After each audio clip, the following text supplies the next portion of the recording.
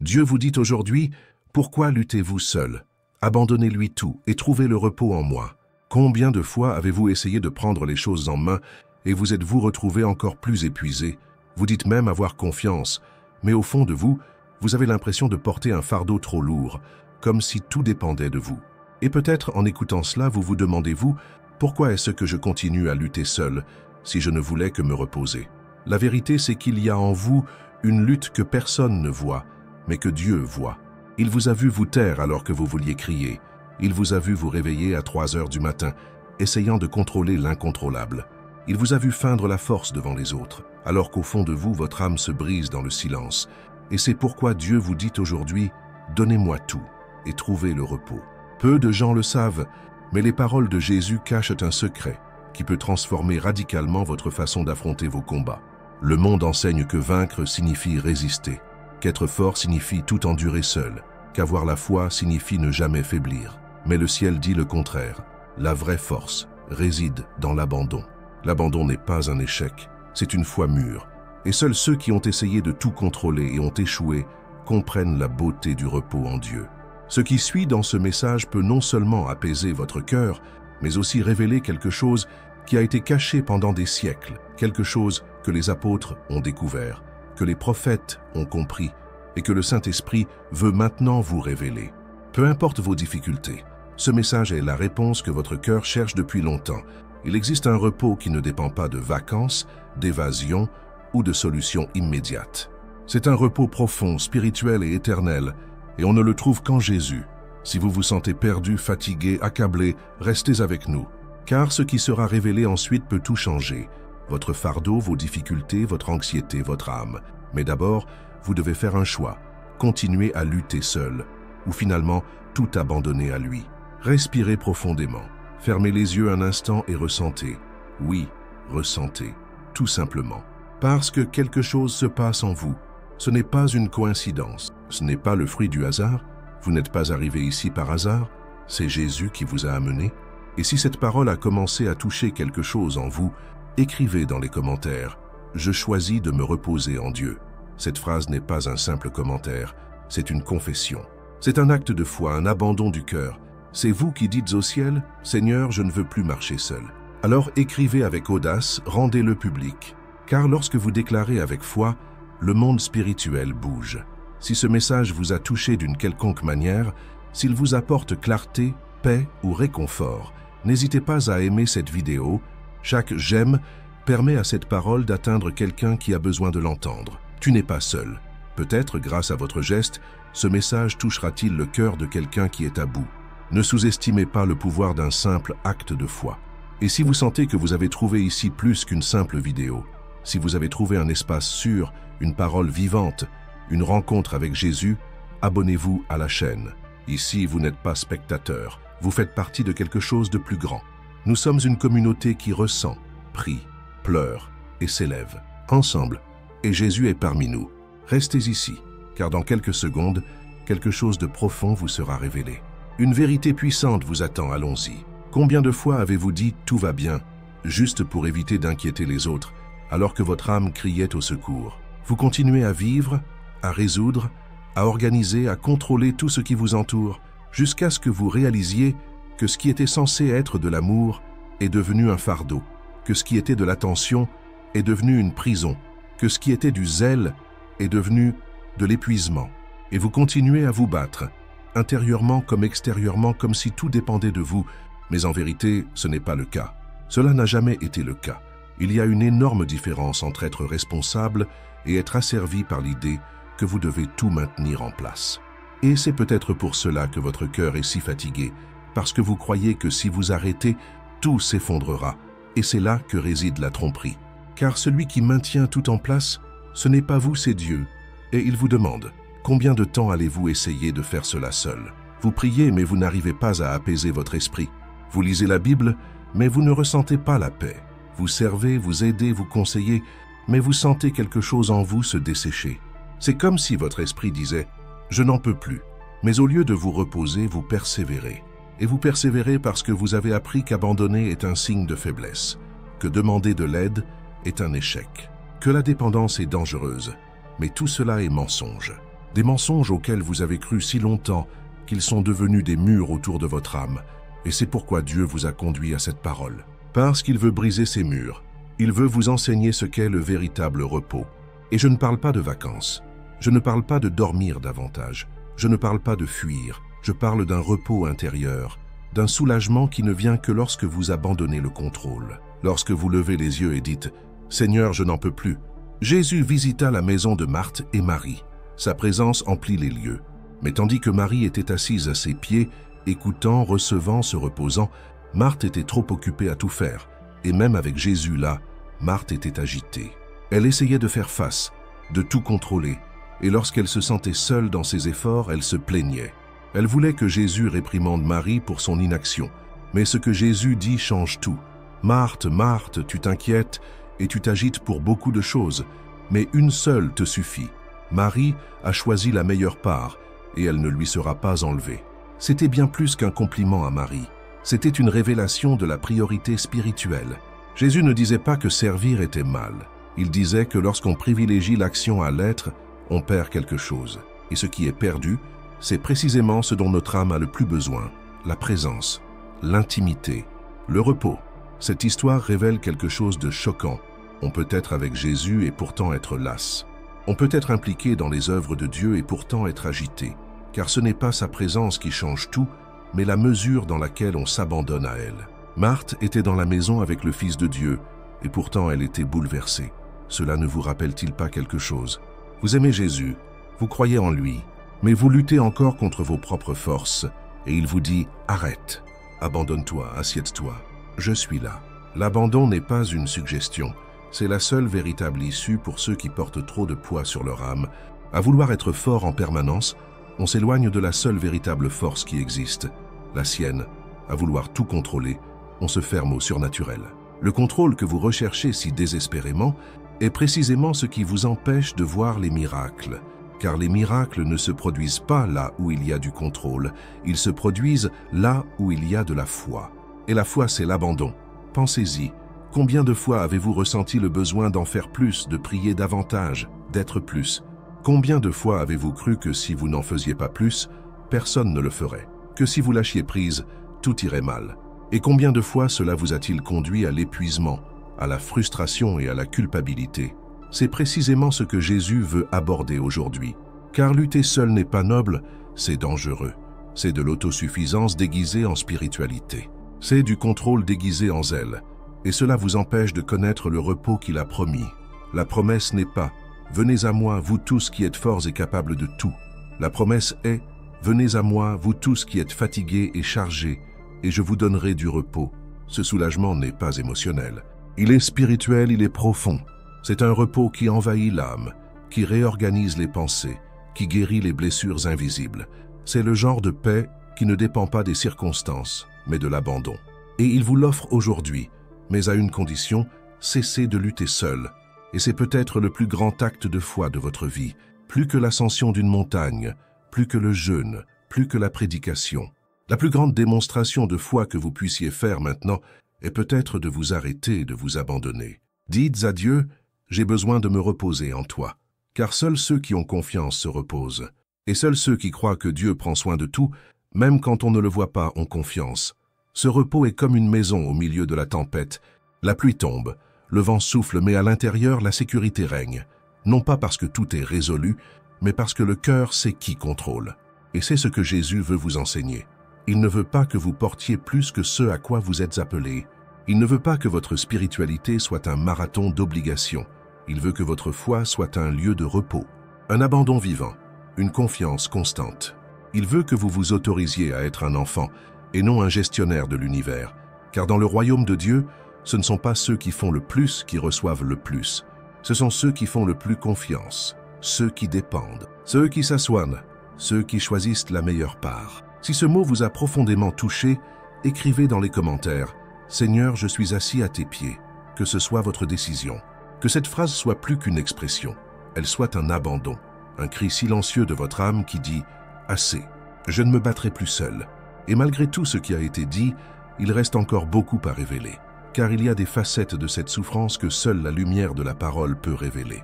Et lorsque cela se produira, vous réaliserez que le repos que vous recherchez est plus proche que vous ne le pensez.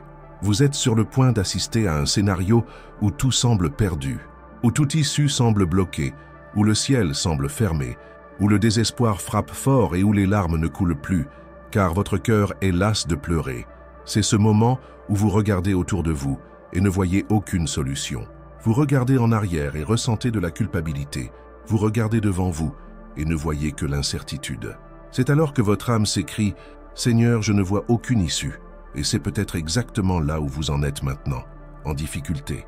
Vous essayez de garder la foi, de contrôler la situation par vos propres forces, d'être assez fort pour ne pas vous effondrer devant les autres. Mais plus vous essayez, plus vous avez l'impression que tout s'écroule autour de vous. Et au milieu de ce chaos intérieur, une question aiguë surgit. Dieu m'a-t-il abandonné? Suis-je seul dans mon combat? Et c'est à ce moment-là que la plupart abandonnent. Mais c'est aussi précisément là que Dieu commence à agir.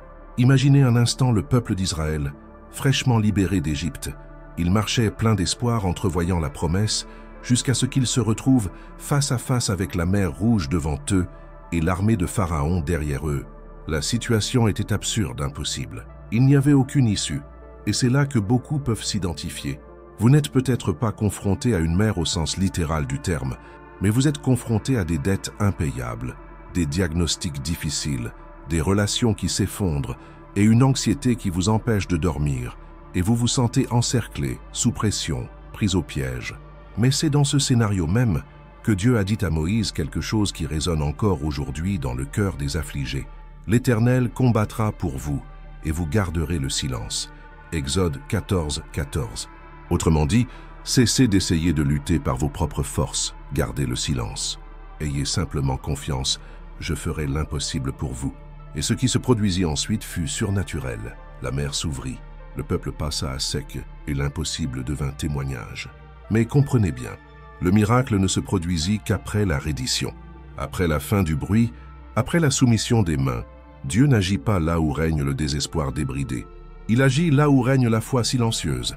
C'est pourquoi il vous appelle au repos, à cesser de vous battre avec vos propres armes, à croire que, même sans comprendre comment, il ouvrira un chemin là où il n'y en a pas. Et ce repos ne signifie pas passivité, il signifie paix au milieu de l'attente.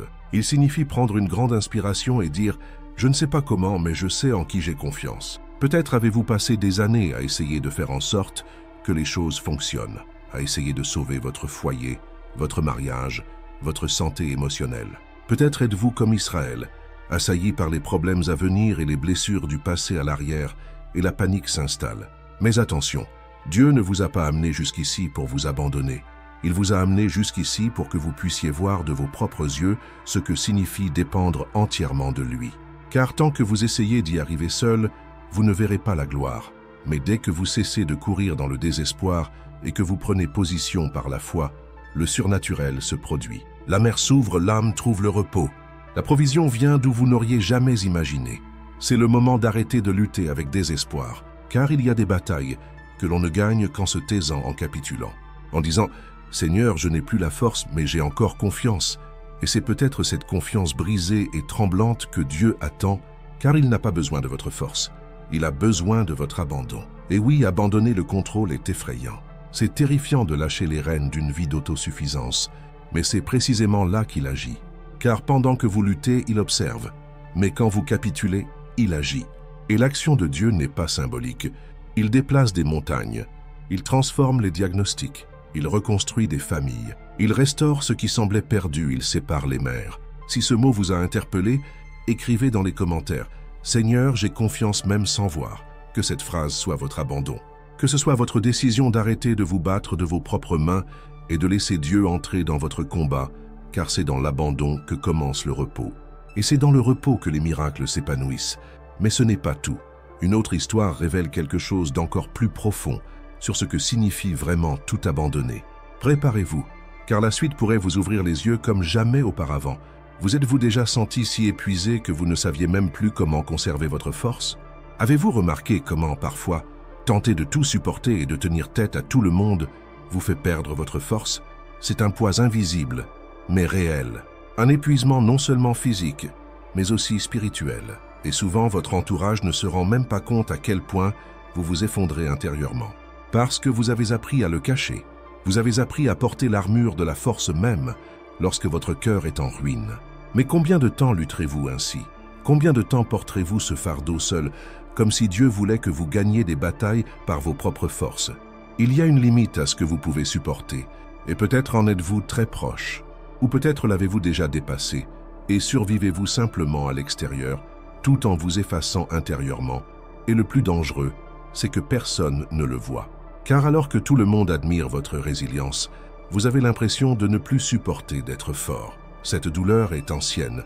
Élie connaissait bien ce lieu, le prophète qui affronta les rois et les prophètes de Baal, l'homme qui pria et le feu tomba du ciel, le même homme qui, après tout cela, entra dans le désert et implora la mort. Élie, le courageux, l'intrépide, fut submergé par une lassitude que la victoire précédente n'avait pas apaisée.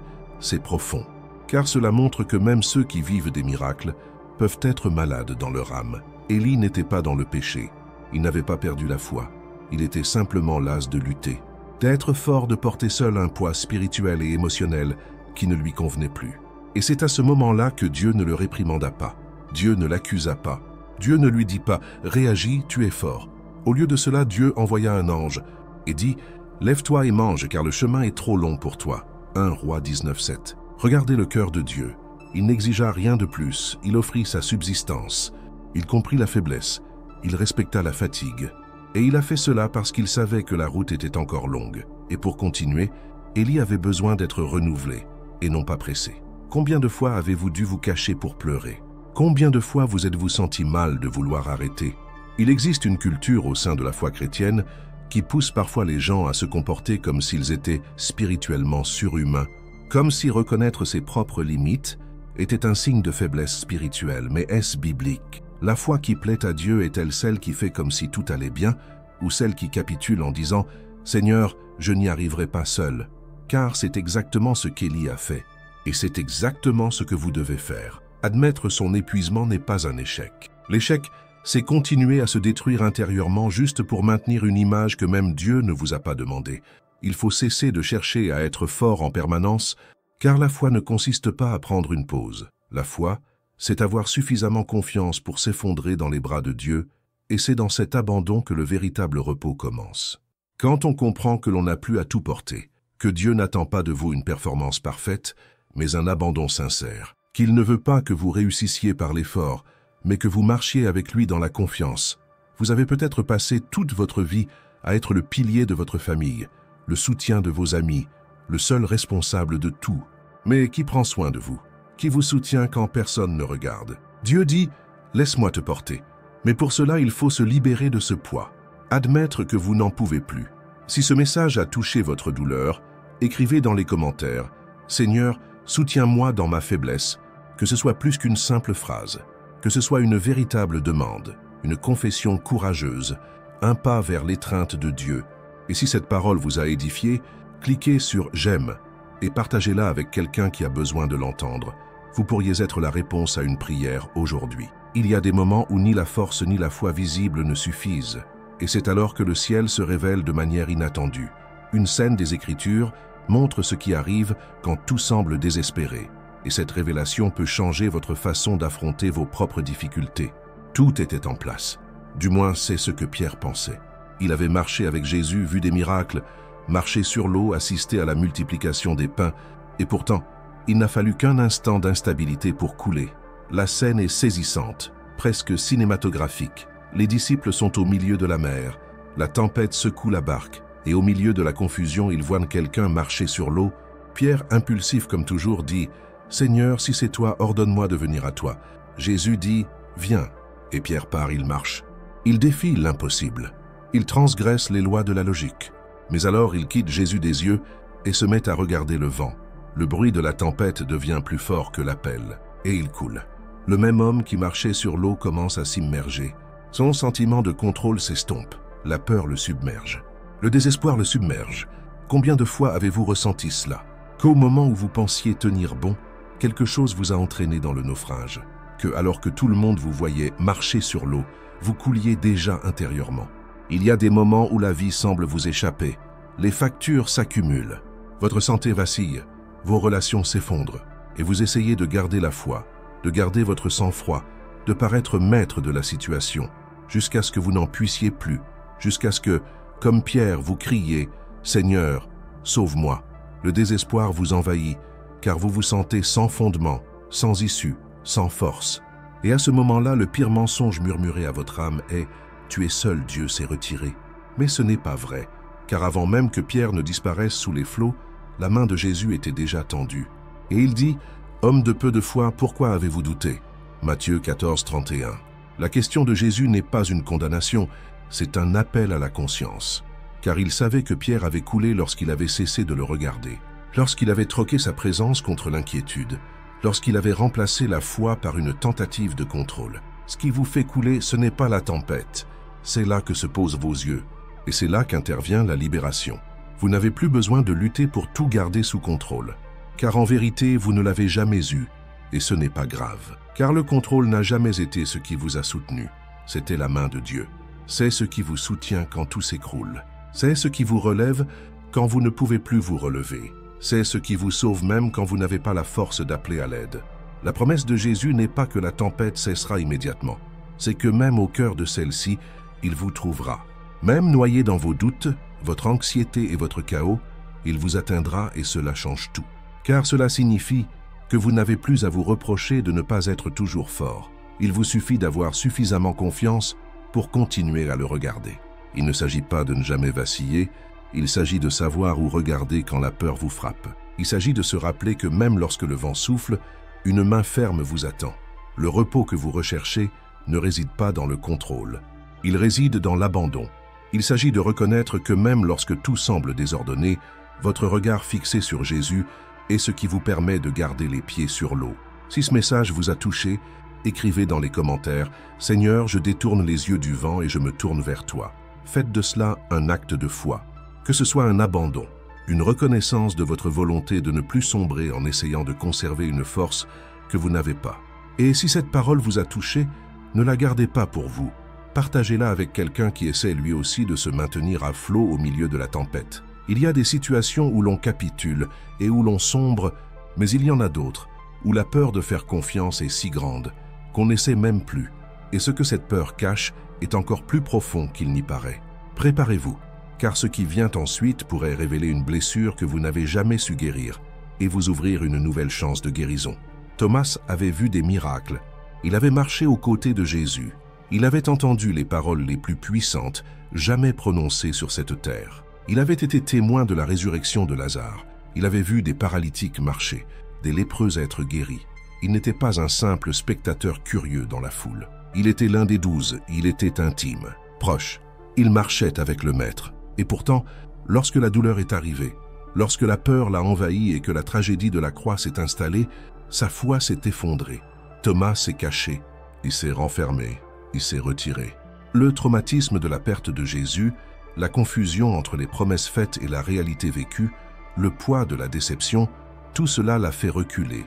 Et lorsque les autres disciples ont dit avoir vu le Seigneur ressuscité, sa réponse a été dure, pleine d'incrédulité. Si je ne vois dans ses mains la marque des clous, si je ne mets mon doigt là où étaient les clous, et si je ne mets ma main dans son côté, je ne croirai pas. Jean 20, 25. Ce n'était pas seulement une phrase de doute, c'était la confession de quelqu'un qui a aimé et souffert, de quelqu'un qui a cru et est tombé, de quelqu'un qui a tout mis en quelqu'un et l'a vu mourir. La vérité, c'est que Thomas a été blessé par la vie. Et quand quelqu'un est blessé, le cœur développe des mécanismes pour éviter de souffrir davantage. La méfiance devient protection. Se renfermer devient un bouclier. Exiger des preuves devient instinctif. Combien de fois avez-vous fait cela aussi? Vous avez cédé, vous vous êtes jeté à corps perdu. Vous avez cru en quelque chose de toutes vos forces. Et la vie vous a renversé. Et maintenant, pour éviter d'être à nouveau blessé, vous préférez garder Jésus à distance. Vous entendez parler de foi, de miracles, de promesses, mais en vous, quelque chose vous dit « Je ne croirai que s'il me met à l'épreuve, s'il fait les choses à ma façon, si je le touche, si je le sens, et peut-être que vous ne le dites pas à voix haute, mais votre cœur vous le dit constamment. Vous priez mais sans attente. Vous lisez la Bible mais ne croyez pas qu'elle s'applique à vous. Vous allez à l'église mais doutez que Dieu est encore quelque chose pour vous. Vous êtes présent mais pas ouvert. Et cela vous consume. Car la confiance et la déception laissent des cicatrices. Et ces cicatrices, si elles ne sont pas touchées par Jésus, deviennent des forteresses, des barrières invisibles qui vous empêchent de connaître le véritable repos. Mais la beauté de cette histoire ne réside pas seulement dans la douleur de Thomas. Elle réside dans la manière dont Jésus réagit. 8 jours plus tard, Jésus réapparaît, et il vient non pas pour dénoncer, ni pour accuser, ni pour humilier. Il vient avec amour, avec patience, avec un geste qui change tout. Il s'approche et dit « Avance ton doigt ici et vois mes mains. Ne sois pas incrédule, mais crois. » Jean 20, 27. Jésus affronta la douleur de Thomas de front. Il n'ignora pas sa faiblesse. Il la toucha. Il se rendit vulnérable devant le disciple blessé. Et à cet instant, la foi de Thomas fut restaurée, non par imposition, mais par révélation. Il vit que Jésus n'avait pas abandonné, que malgré ses exigences, sa distance, son incrédulité, le Seigneur le recherchait toujours. Il faut que tu comprennes ceci. Dieu n'est pas offensé par ta douleur. Il ne t'abandonne pas à cause de tes doutes. Le ciel ne ferme pas ses portes quand tu as peur. Jésus entre dans tes recoins. Il brise les portes verrouillées de ton cœur. Il s'approche même quand tu te détournes et il te montre ses mains, ses cicatrices, sa croix. Car c'est dans ce lieu de douleur qu'il a aussi été blessé par amour pour toi. La guérison que tu recherches réside dans la reconnaissance que, peu importe à quel point la peur te pousse à te protéger, l'Esprit te dit « Repose-toi en moi ». Lâche prise, abandonne tout. Repose-toi en moi. Et voyez-vous, Jésus n'a pas forcé Thomas à croire, il a offert sa présence. Et cette présence a suffi. Ce n'était pas un grand miracle. C'était une touche personnelle. Peut-être attendez-vous que Dieu accomplisse quelque chose de spectaculaire pour vous prouver qu'il est toujours avec vous. Mais si la plus grande preuve était le simple fait que, même dans vos pires jours, il n'est pas parti. Même dans vos silences, il est resté. Même dans vos questions sans réponse, il était resté. Ce n'est pas une mince affaire. C'est de l'amour pur, une grâce sans mesure, une miséricorde qui ne se lasse jamais. Et c'est dans ce lieu de rencontre que la peur se dissipe. Celui qui avait dit un jour « Je ne croirai que si je touche » était le même qui plus tard déclara avec conviction « Mon Seigneur et mon Dieu » Jean 20, 28. Le doute devint adoration. L'exigence devint soumission. Le cœur fermé se rouvrit. Et tout commença lorsqu'il s'autorisa à voir les mains de Jésus, lorsqu'il laissa le Seigneur toucher sa méfiance, son traumatisme, son emprise. Si ce message a touché une blessure cachée, dites avec foi « Jésus guérit ma méfiance ». Dites cela non pas comme quelqu'un qui a besoin d'être parfait, mais comme quelqu'un qui aspire à la guérison, comme quelqu'un qui en a assez de lutter seul contre ses peurs, comme quelqu'un qui est prêt à s'abandonner à la présence qui ne vous a jamais abandonné. Il y a des blessures qui ne blessent pas le corps, mais qui consument l'âme, et souvent elles naissent d'une tentative constante de rester fort alors que l'esprit hurle de désespoir. Une scène de la Bible révèle ce qui arrive lorsque même la tempête semble plus forte que la foi, et ce que Jésus fait quand tout le monde le croit endormi. Ils crièrent. Désespérés, chacun essaya de s'accrocher à une partie de la barque, mais les vagues s'écrasèrent impitoyablement. L'obscurité de la nuit ne fit que rendre la situation plus terrifiante. C'était comme si le ciel s'était ouvert et que le vent furieux voulait tout engloutir d'un coup. Au milieu de tout ce chaos, un détail changea tout. Jésus était dans la barque, endormi. Ce n'était ni une métaphore, ni une figure de style. Il était là, présent, mais allongé, la tête sur un oreiller, comme si l'enfer ne cherchait pas à faire chavirer la barque avec lui à l'intérieur. Marc 4, 38. Cette scène est déconcertante, car selon notre logique, la présence de Jésus devrait apaiser toute tempête. S'il est avec moi, pourquoi dois-je affronter cela? S'il m'aime, pourquoi le vent est-il si fort? S'il est Dieu, pourquoi semble-t-il endormi, alors que j'ai le plus besoin qu'il se réveille? C'est peut-être exactement ce que votre cœur réclame. Votre esprit est épuisé, votre âme s'emballe, et malgré tous vos cris, le ciel semble silencieux. Vous essayez de faire ce qui est juste, de garder la foi, de tenir encore un peu, mais intérieurement vous avez l'impression que tout est sur le point de s'écrouler. Vous regardez la vie et vous avez l'impression que rien n'est sous contrôle. Il y a des factures, des problèmes familiaux, des diagnostics, des crises intérieures que vous ne parvenez même pas à vous expliquer. Et la question se répète comme un écho. Où est Dieu dans tout ça? Les disciples, pris de panique, firent ce que beaucoup font au bord de l'effondrement. Ils le blâmèrent, non pas le vent, non pas la tempête, mais Jésus lui-même. Maître, ne te soucies-tu pas de ce que nous périssons? Marc 4, 38. Combien de fois cette phrase a-t-elle été cachée entre les lignes de leur prière?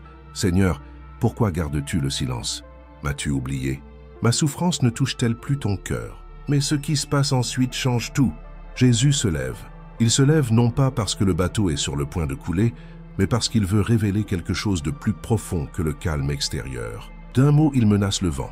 Avec une autorité surnaturelle, il dit à la mer « Silence, tais-toi » Marc 4, 39. Et un grand calme s'installe. Non seulement le vent cesse, mais les âmes des disciples sont confrontées, car Jésus les regarde et leur dit « Pourquoi avez-vous si peur? N'avez-vous toujours pas la foi ?» Cette histoire révèle l'un des conflits les plus profonds de l'humanité. Nous voulons que Dieu apaise le monde extérieur, afin que notre être intérieur puisse trouver la paix. Mais Jésus inverse cette logique. Il veut que notre être intérieur ait confiance, même lorsque le monde extérieur est encore agité. Le repos ne commence pas lorsque tout est résolu. Il commence lorsque nous comprenons que la présence est dans la barque. Vous vivez avec un esprit surchargé. Vous vous endormez fatigué, vous vous réveillez anxieux. Vous faites des projets qui se transforment en frustration. Vous espérez un changement qui ne vient jamais. Et ce qui vous tourmente le plus, c'est ce sentiment de tout faire seul, que personne ne comprenne la profondeur de votre douleur, que Dieu, pour une raison ou une autre, vous a laissé au bord du gouffre, luttant pour ne pas tomber. Mais cette histoire nous enseigne quelque chose de puissant. Le fait que Jésus dormait ne signifie pas absence. C'est une preuve de confiance. Il savait que le bateau ne coulerait pas. Il savait que son heure était plus grande que celle de la peur. Votre problème n'est pas l'ampleur de la tempête, c'est l'ignorance de ceux qui sont avec vous dans le bateau. Car si vous croyez vraiment qu'il est présent, même en silence, vous comprendrez que même le chaos n'a pas la liberté d'agir sans sa permission. Que peu importe ce qui vous attaque, le repos ne vient pas des circonstances. Il vient de la certitude que le Tout-Puissant reste à vos côtés, inébranlable, calme, invincible. Vous êtes fatigué, et à juste titre, fatigué d'essayer de tout maintenir en place, fatigué de lutter pour que les autres aillent bien pendant que vous sombrez, fatigué de vous forcer à avoir une foi qui semble vous filer entre les doigts, mais peut-être que tout cela n'est en fait qu'une invitation. Un appel silencieux à cesser de vouloir contrôler l'incontrôlable, à capituler, à lâcher prise, à croire que le même Jésus qui dort pendant la tempête est celui-là même qui a le pouvoir de la vaincre. Il est possible de se reposer même quand le vent souffle. Il est possible de fermer les yeux et d'avoir confiance, même lorsque les problèmes ne sont pas encore résolus. Car le repos ne se trouve pas dans l'absence de lutte, mais dans la présence de la promesse. Et cette promesse est celle-ci. Et voici, je suis avec vous tous les jours. Matthieu 28, 20. Chaque jour, pas seulement les bons jours, pas seulement les jours calmes, mais les jours de douleur, d'incertitude, de lassitude. Il est avec vous. Si cette parole vous a parlé, commentez avec foi. Je remets la barre de mon bateau à Jésus. Écrivez ceci comme si vous reconnaissiez avoir essayé seul, mais que vous ne vouliez plus lutter sans la présence qui apaise tout. Votre commentaire est un acte de foi, une prière publique, un cri silencieux. Seigneur, apprends-moi à me reposer en toi. Il y a des moments où la lutte cesse d'être extérieure pour devenir intérieure. On peut paraître calme de l'extérieur, mais à l'intérieur, il y a un conflit, une guerre invisible. Or, il y a une femme dans la Bible qui a vécu exactement cela. Elle a saigné en silence, mais un simple contact a tout changé. Elle vivait parmi les ombres, non pas celle de la nuit, mais celle du rejet, de la honte et de l'isolement. Une femme dont la douleur était si intime qu'elle en était devenue invisible. Pendant 12 ans, elle a porté un fardeau invisible, mais qui consumait son âme. Une hémorragie constante, un flot de sang qui la rendait impure aux yeux de la société, et pire encore, indésirable dans la société humaine. Selon la loi, elle ne pouvait toucher personne. Chaque pas lui rappelait qu'elle était brisée, impure, intouchable. Chaque regard détourné, chaque porte fermée, chaque distance respectée, tout cela disait la même chose. Tu n'appartiens plus à personne. Son corps saignait, mais son âme aussi. Car ce qui fait mal, ce n'est pas seulement la douleur physique, c'est le silence qu'elle porte. C'est lutter contre quelque chose de secret, c'est sourire à l'extérieur alors qu'à l'intérieur on s'effondre. Cette femme ne saignait pas seulement, elle souffrait en secret. Et peut-être à cet instant précis comprenez-vous exactement ce que cela signifie. Peut-être êtes-vous, vous aussi, aux prises avec quelque chose que personne ne connaît, quelque chose qui vous consume la nuit, après que tout le monde se soit endormi. Quelque chose d'innommé mais lourd, une pensée qui vous hante, un souvenir qui vous retient, une douleur que vous masquez sous la routine. Vous priez mais vous avez l'impression que vos prières n'atteignent pas le plafond. Vous êtes fatigué de lutter seul, mais vous ne savez plus comment demander de l'aide. La peur d'être jugé, de paraître faible, d'être incompris, vous a conduit à construire un château de silence où votre douleur règne en maître, et au milieu de ce combat, vous continuez à faire comme si tout allait bien. La femme atteinte d'hémorragie avait tout essayé. Les médecins lui avaient pris tout ce qu'elle avait. Argent, temps, espoir. Elle ne luttait pas seulement contre une maladie physique. Elle était émotionnellement dévastée. 12 ans d'essais, d'échecs, de nuits blanches, de larmes sur l'oreiller. Mais soudain, quelque chose a changé. Elle a entendu parler de Jésus. Et dans son cœur, un espoir silencieux a surgi. Pas un espoir bruyant, crié, célébré. C'était un espoir fatigué, blessé, mais toujours vivant. Elle a décidé de prendre un risque. Au milieu de la foule, elle a brisé toutes les barrières, transgressé les règles, affronté les regards, surmonté sa peur, et elle a tendu la main. Un geste simple, un simple contact. Mais ce n'était pas n'importe quel contact, c'était un contact de foi. Et puis quelque chose d'extraordinaire se produisit. Jésus s'arrêta, la foule se pressait autour de lui, mais il sentit une force émaner de lui. « Qui m'a touché ?» demanda-t-il. Les disciples étaient perplexes, tous le touchaient, mais il y eut un contact différent. Le contact de quelqu'un qui luttait seul depuis 12 ans, le contact de quelqu'un qui n'appelait pas à l'aide, mais dont l'âme criait en silence. Le contact de quelqu'un qui croyait qu'il suffisait de toucher le bord de son manteau pour être guéri.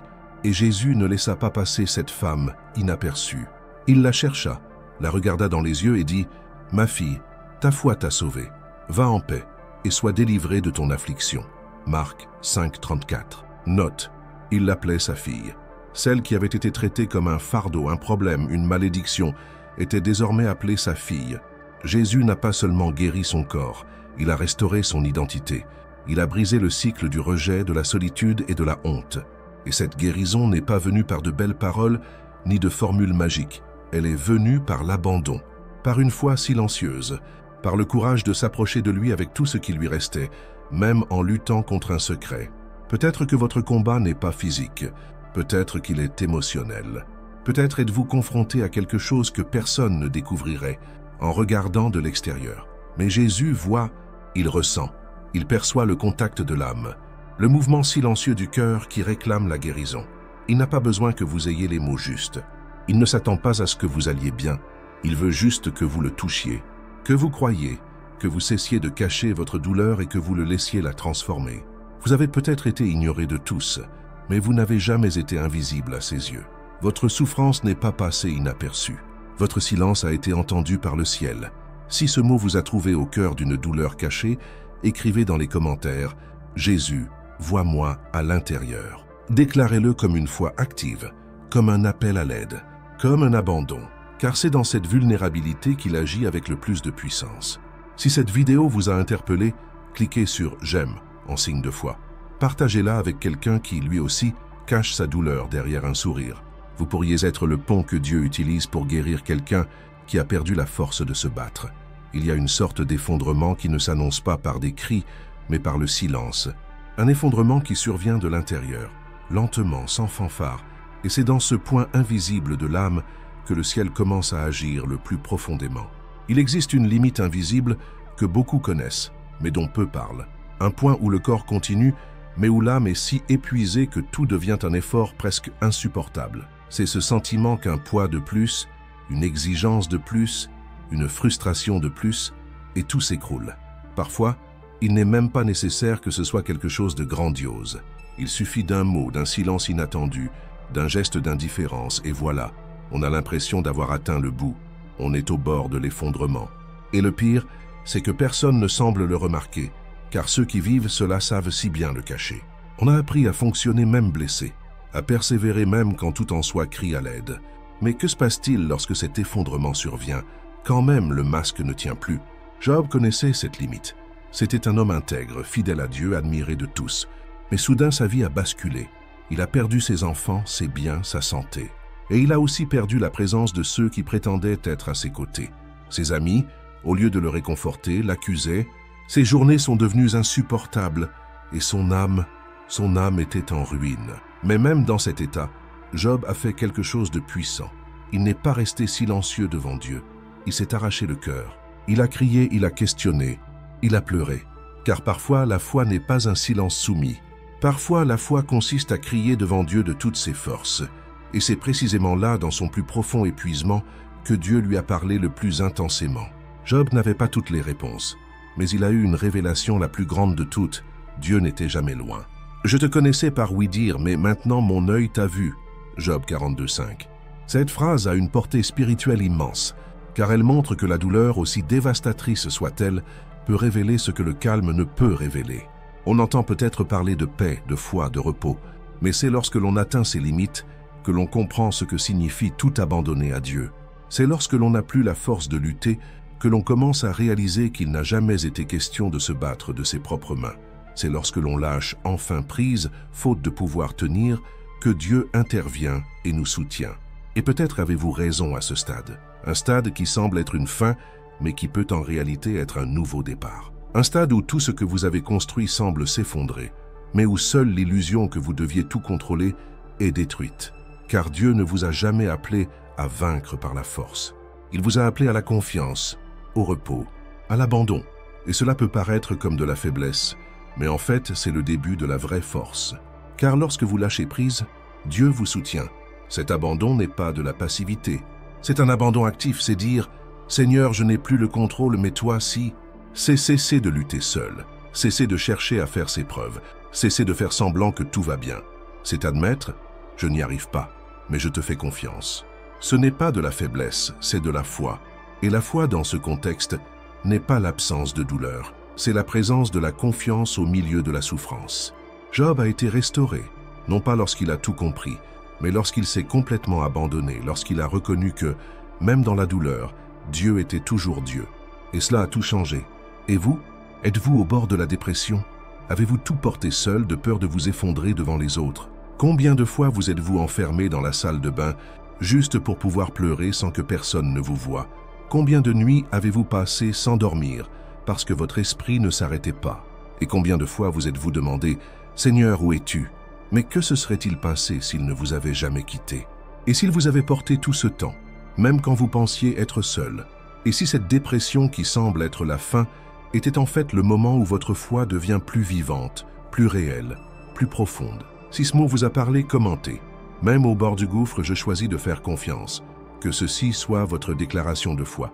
Non pas parce que tout est résolu, mais parce que vous savez en qui vous avez cru. Et c'est précisément là que tout commence à changer. Non pas à l'extérieur de vous, mais à l'intérieur. Car Dieu n'agit pas seulement à l'extérieur des circonstances. Il agit à l'intérieur de l'âme. Et lorsque votre âme comprend qu'elle n'a plus besoin de lutter seule, qu'elle peut simplement se reposer, faire confiance et s'abandonner, l'effondrement perd sa force. Et sa présence devient votre refuge. La culpabilité a un son silencieux. Elle ne hurle pas comme la colère, n'explose pas comme la tristesse, ne paralyse pas comme la peur, mais elle s'installe lentement, comme un épais brouillard qui envahit les recoins de l'âme. Un poids constant, un souvenir qui se répète. Une pensée qui surgit aux moments les plus inattendus. Tu as échoué, tu ne méritais pas de faire ça. Dieu ne t'écoutera pas après ce que tu as fait. Et plus tu essaies d'avancer, plus elle te murmure que tu ne mérites ni repos, ni paix, ni nouveau départ. La culpabilité t'empêche de t'abandonner complètement à Dieu, parce que quelque chose en toi te dit que tu n'es pas encore assez pur, assez digne, assez fort pour t'approcher de lui. Et c'est précisément à ce moment-là que beaucoup de gens commencent à se retrouver seuls.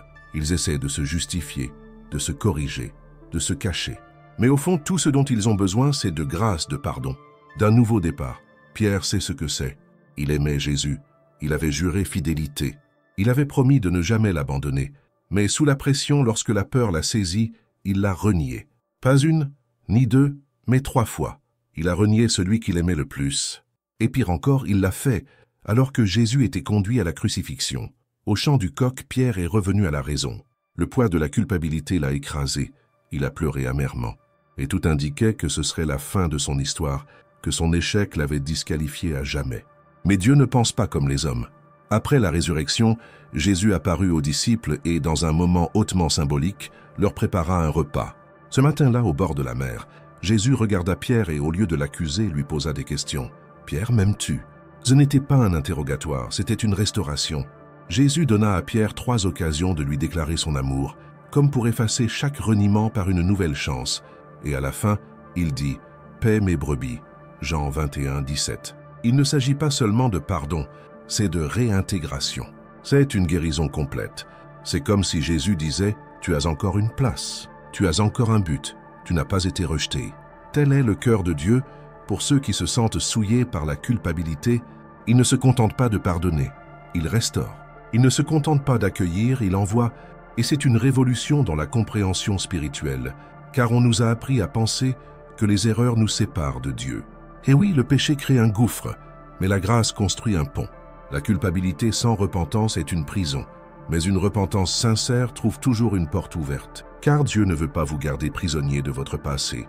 Il veut vous libérer pour vivre le but pour lequel vous avez été créé. Mais pour cela, vous devez cesser de lutter seul. Vous devez cesser de chercher à payer vos erreurs en vous punissant vous-même et commencer à remettre votre culpabilité entre les mains de celui qui en a déjà payé le prix. Portez-vous un vieux sentiment de culpabilité? Essayez-vous de cacher des blessures qui saignent encore en vous? Vous êtes-vous déjà demandé si Dieu vous a vraiment pardonné? Ou si, au fond, il attend toujours que vous le méritiez? Et si je vous disais que ce n'est pas une question de mérite? Que ça n'a jamais été le cas? Que l'amour de Dieu vous est offert au cœur de votre chute et non après votre victoire? Qu'il n'attend pas que vous vous mettiez sur votre 31 pour vous embrasser. Il vous embrasse et dans cet embrassement vous transforme. Si ce message vous a touché, commentez. Je remets ma culpabilité à Jésus, non pas comme une répétition mécanique, mais comme un acte spirituel, un véritable abandon. La décision de cesser de porter seul ce que Jésus a déjà porté sur la croix. Et quand on le fait, quelque chose change. Non pas parce que la douleur disparaît soudainement, mais parce que le cœur se met à respirer. L'âme commence à se reposer et ce poids insupportable cède la place à la légèreté de savoir qu'on a été pardonné, qu'on n'a plus besoin de fuir, qu'on peut se tourner vers Dieu sans crainte et qu'on peut se regarder avec miséricorde. Et le plus marquant, c'est que souvent, ce sont précisément ceux qui ont le plus échoué que Dieu choisit pour restaurer d'autres vies. Pierre, celui qui a renié, est devenu le prédicateur du jour de la Pentecôte. Celui qui pleurait de culpabilité était le même qui a proclamé la repentance et le salut à des milliers de personnes, car Dieu utilise des personnes brisées, des personnes qui ont chuté, se sont senties perdues, ont pensé à abandonner, des personnes qui savent ce que c'est que de lutter seules, mais qui ont choisi de tout abandonner et de faire confiance, parce qu'elles comprennent la profondeur de la grâce, et la profondeur de la grâce transforme même la plus grande culpabilité en un nouveau départ. Il y a des moments où l'on ne désire qu'une réponse, pas un sermon, pas un conseil général, pas un « attendez patiemment ». On veut que quelque chose change, qu'une porte s'ouvre, qu'une direction émerge au milieu de la confusion. On a prié, jeûné, cherché, essayé de garder la foi, mais rien ne se passe, et cela commence à générer de l'angoisse. Une agitation grandissante, une anxiété qui vous ronge la poitrine, comme si tout pouvait s'écrouler à tout moment. Parce que l'attente fait mal, et lorsque l'attente se prolonge pendant des jours, des mois, des années, l'âme commence à s'épuiser. Le doute surgit. Dieu a-t-il vraiment entendu? Ai-je fait quelque chose de mal? Suis-je seul dans cette lutte? Abraham connaissait bien cette douleur. Il avait reçu une promesse directe de Dieu. Il serait le père d'une grande nation, mais le temps passa. Et rien. Année après année, la promesse semblait plus lointaine. Sarah grandissait. La logique dictait que c'était impossible. Et c'est dans cet intervalle entre la promesse et son accomplissement que se situent les plus grandes crises de la foi. L'anxiété d'une réponse immédiate confronte le silence de Dieu, et le silence peut ressembler à de l'abandon. Mais en réalité, il est souvent un laboratoire de confiance. Romains 4, 18 dit « Abraham, espérant contre toute espérance, crut, afin de devenir père d'un grand nombre de nations, comme cela lui avait été annoncé, espérer contre toute espérance est le plus haut degré d'abandon. C'est croire alors qu'il n'y a plus aucun signe visible que quelque chose arrivera. C'est continuer à croire même lorsque le temps nous dit que cela n'arrivera pas. Et pourquoi est-ce si difficile? Parce que nous avons été façonnés à croire que la foi consiste à recevoir immédiatement ce que nous demandons, que l'action de Dieu doit être rapide, visible et conforme à nos attentes. Mais la foi biblique est différente. Elle ne se nourrit pas de preuves mais de promesses. Et les promesses n'ont pas de date d'expiration, mais elles ont un temps précis pour s'accomplir. L'attente d'Abraham n'a pas été vaine. Dieu n'était pas en retard. Il est arrivé exactement au moment où l'intervention devait être clairement surnaturelle. Quand le scénario disait « c'est fini », Dieu a dit « c'est commencé ». Et qu'est-ce que cela nous apprend? Dieu agit souvent en nous alors que nous attendons quelque chose de lui. Cette anxiété était la voix de notre chair qui tente de prendre le dessus. Et il n'y a qu'un seul chemin vers la paix intérieure, la confiance. Non pas une confiance superficielle fondée sur l'attente parce qu'il n'y a pas d'autre option, mais une confiance profonde qui dit « même si cela n'a pas de sens, je me repose en celui qui a promis. Car lutter seul, à essayer de résoudre, de comprendre, de faire pression, de forcer, c'est s'épuiser. Mais lorsque vous abandonnez tout entre les mains de Dieu, votre âme respire. Car même si la réponse prend du temps, la présence est déjà là et cela suffit. L'anxiété nous fait croire que le bonheur réside dans ce qui vient après la réponse. Mais Jésus a enseigné que le repos commence avant la solution. Il commence par la confiance. Il a dit « Ne vous inquiétez de rien » Philippiens 4, 6. Mais comment vivre cela dans un monde qui bouge vite, où tout est pour hier? Cela commence par se rappeler que Dieu n'agit pas selon notre calendrier et que, s'il est aux commandes, il n'y a pas de retard. Il y a des processus et chaque attente a un but caché. Dieu façonne quelque chose en vous tandis que vous attendez ce qu'il a promis. Si cette parole vous a touché, commentez avec foi. Je me repose sur la promesse de Dieu. Que ce commentaire soit plus que des mots, qu'il soit un acte spirituel d'abandon, celui de quelqu'un qui reconnaît avoir trop travaillé de ses propres mains et qui choisit maintenant de faire confiance. Parce qu'il y a des choses qu'on ne comprend qu'après avoir attendu. Il y a des miracles qui ne se produisent que lorsque l'espoir naturel s'est éteint. C'était comme ça avec Abraham, était-ce comme ça pour vous? Peut-être avez-vous tout fait comme il fallait, et pourtant rien ne semble changer. Mais si je vous disais que ce silence n'est pas une absence, c'est une protection, c'est une préparation. C'est un alignement, car Dieu ne veut pas seulement vous donner quelque chose. Il veut vous transformer en attendant qu'il arrive. Il veut que même sans réponse, vous vous reposiez en lui. Que votre âme cesse de s'agiter avec des « et si » quand. Comment? Parce que lorsque la confiance prend le pas sur l'anxiété, le cœur trouve le repos, même si les circonstances sont encore chaotiques.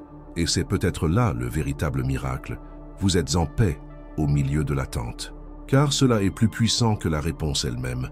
C'est vous qui apprenez à vivre par la foi et non par le contrôle. C'est vous qui abandonnez tout y compris le temps, y compris les pourquoi. Car la réponse peut prendre du temps, mais la présence de Dieu est disponible aujourd'hui et elle apporte le repos. Avez-vous déjà eu l'impression de toujours vouloir sauver tout le monde, mais intérieurement vous vous enfoncez? Comme si, chaque jour, votre corps fonctionnait en pilotage automatique, tandis que votre âme hurlait en silence. Ce sentiment de porter le monde sur vos épaules, de devoir être le soutien de tous, l'épaule sur laquelle s'appuyer, le fondement de tout, finit par créer une prison invisible. Une prison faite d'attentes, d'exigences et surtout de solitude. Car au fond, ceux qui vivent en essayant de suffire à tous se sentent souvent invisibles dans leur propre douleur. Et cela n'arrive pas seulement à ceux qui ne croient pas. Cela arrive surtout à ceux qui prétendent croire en Dieu, mais continuent à essayer de tout faire par eux-mêmes. Comme si, d'une certaine manière, ils ne croyaient pas que Dieu puisse vraiment prendre le contrôle. Le cœur dit y croire, mais la pratique révèle le contraire. Une vie alimentée par l'anxiété, la culpabilité et l'épuisement. Moïse en fit une expérience intense. Appelé par Dieu à libérer un peuple de l'esclavage, il s'agissait d'une vocation puissante, mais aussi lourde de responsabilités. À un moment donné de son voyage, il commença à tenter de tout porter seul. Le texte d'Exode 18 montre Moïse, recherché par tout le peuple du matin au soir, pour résoudre les conflits, donner des directives et conseiller. Il écoutait chaque cas, jugeait chaque situation et prenait chaque décision. Aux yeux des autres, il paraissait fort, mais ceux qui regardaient plus profondément voyaient un homme au bord de l'effondrement. C'est alors que son beau-père, Jéthro, observant tout, dit « Ce que tu fais n'est pas bien. Tu t'épuiseras, toi et le peuple qui est avec toi, car la tâche est trop lourde pour toi. Tu ne peux pas la mener à bien seul. » Exode 18, 17, 18. C'est l'un des avertissements les plus opportuns de la Bible, car c'est exactement ainsi que beaucoup vivent aujourd'hui, en échouant intérieurement, même s'ils continuent à remplir leurs devoirs. Il y a quelque chose de profondément spirituel à reconnaître qu'on n'y arrive pas, que même avec la foi, la prière et la bonne volonté, on reste humain. Moïse l'avait compris, et en écoutant les conseils de Jéthro, il apprit à déléguer, à faire confiance aux autres, à partager le fardeau. Il apprit que l'appel n'est pas un fardeau à porter seul, mais une mission partagée avec Dieu et ceux qu'il place à nos côtés.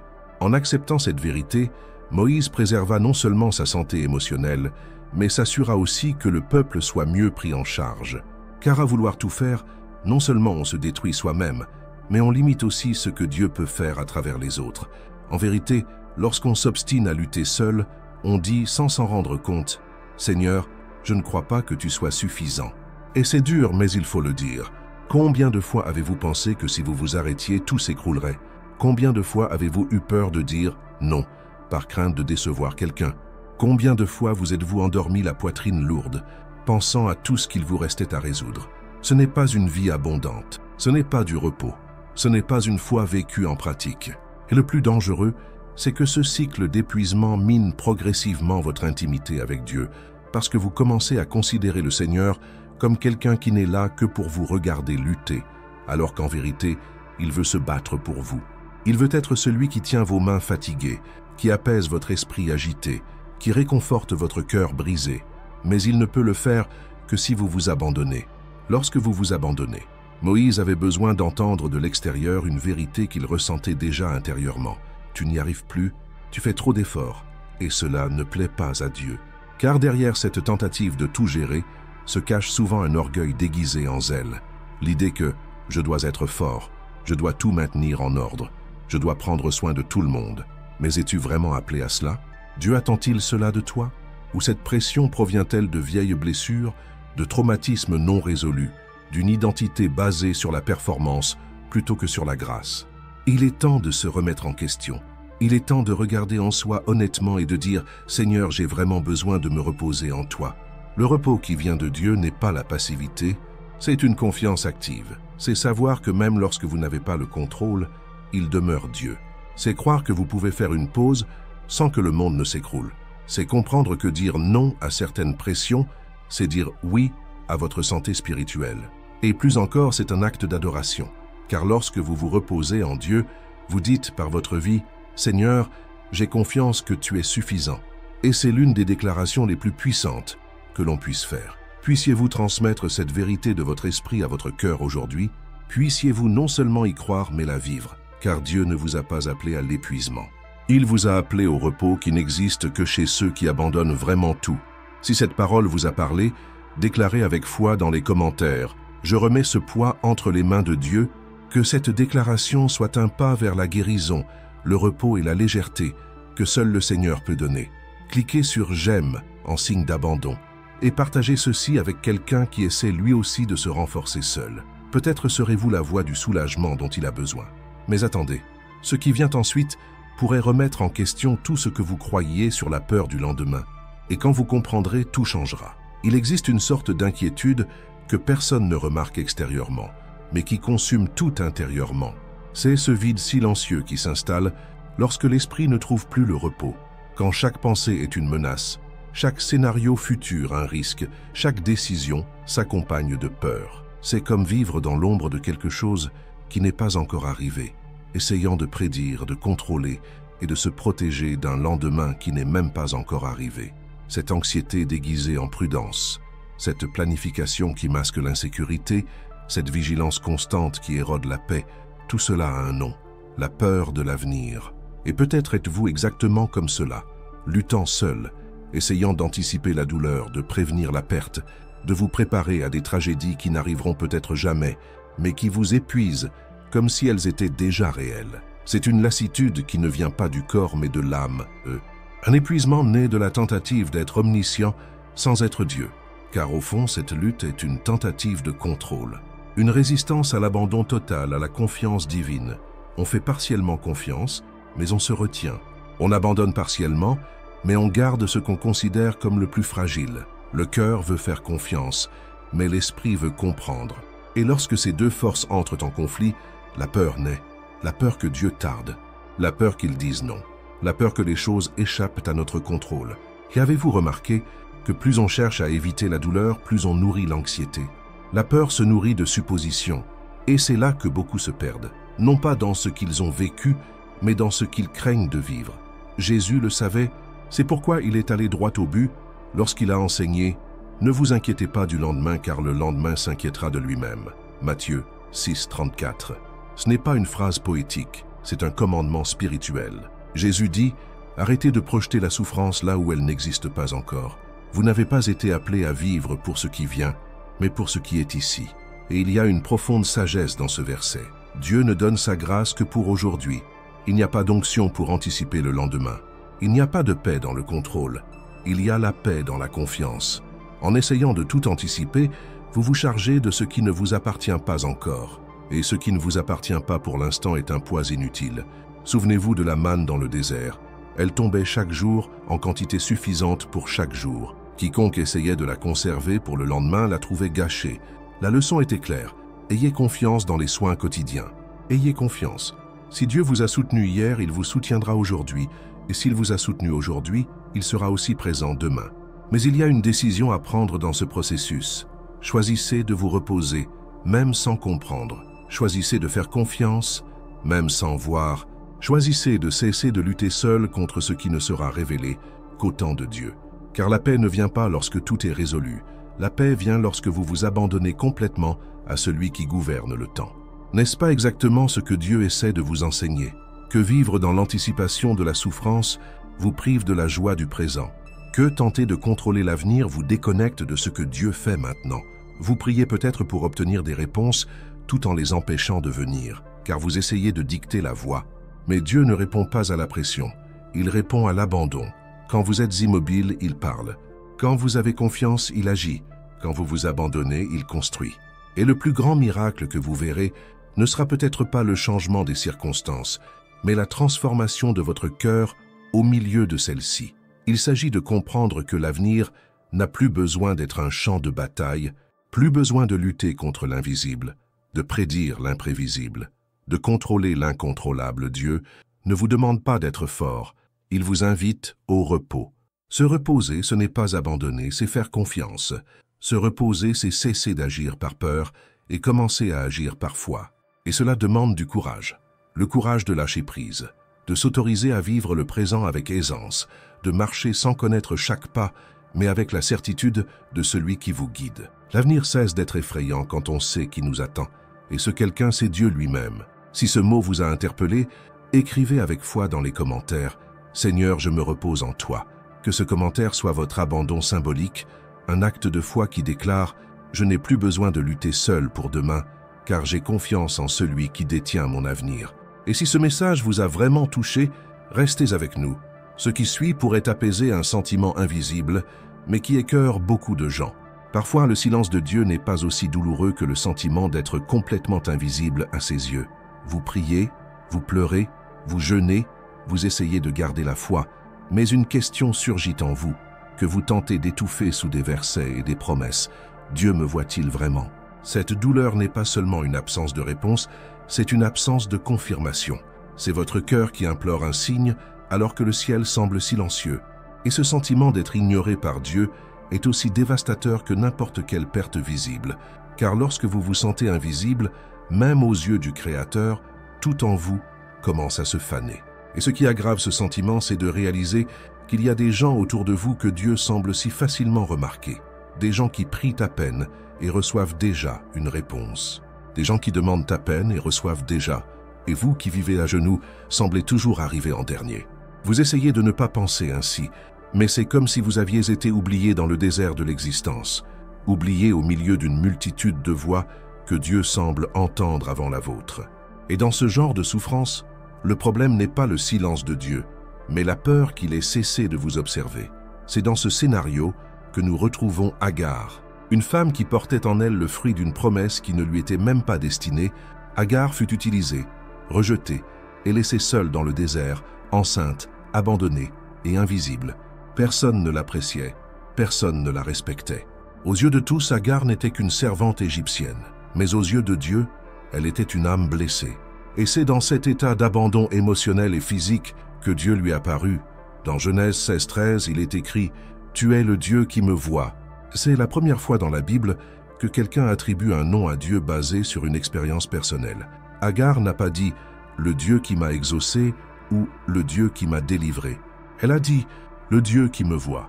Car pour quelqu'un blessé par le sentiment d'être invisible, être vu est déjà un miracle. Voyez-vous ce que cela révèle? Dieu voit ce que personne d'autre ne voit. Il voit votre abandon silencieux. Il voit vos larmes que personne n'essuie. Il voit vos efforts pour persévérer, même impuissants. Il voit combien vous vous cachez pour ne pas inquiéter les autres. Dieu voit les détails que personne d'autre n'apprécie, car il n'est pas seulement omniscient, il est compatissant. Et quand il voit, il agit.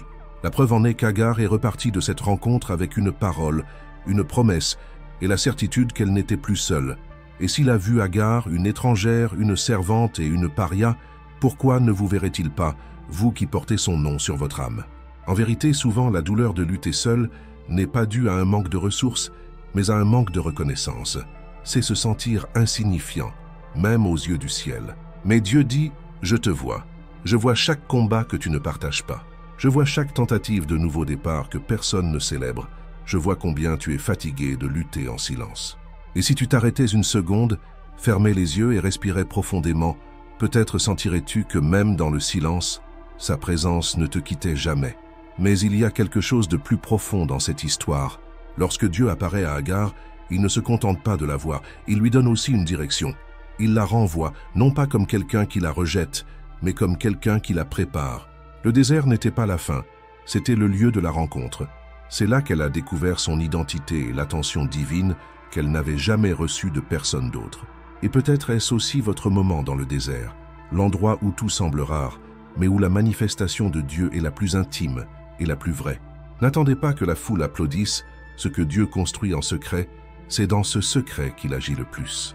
Et si vous avez l'impression que personne ne vous remarque, que votre douleur est invisible et que votre combat est ignoré, comprenez-le, Dieu vous voit avec des yeux de compassion, avec des yeux déterminés, avec les yeux d'un père. Et son regard n'est pas seulement celui de l'observation, il est celui de l'action.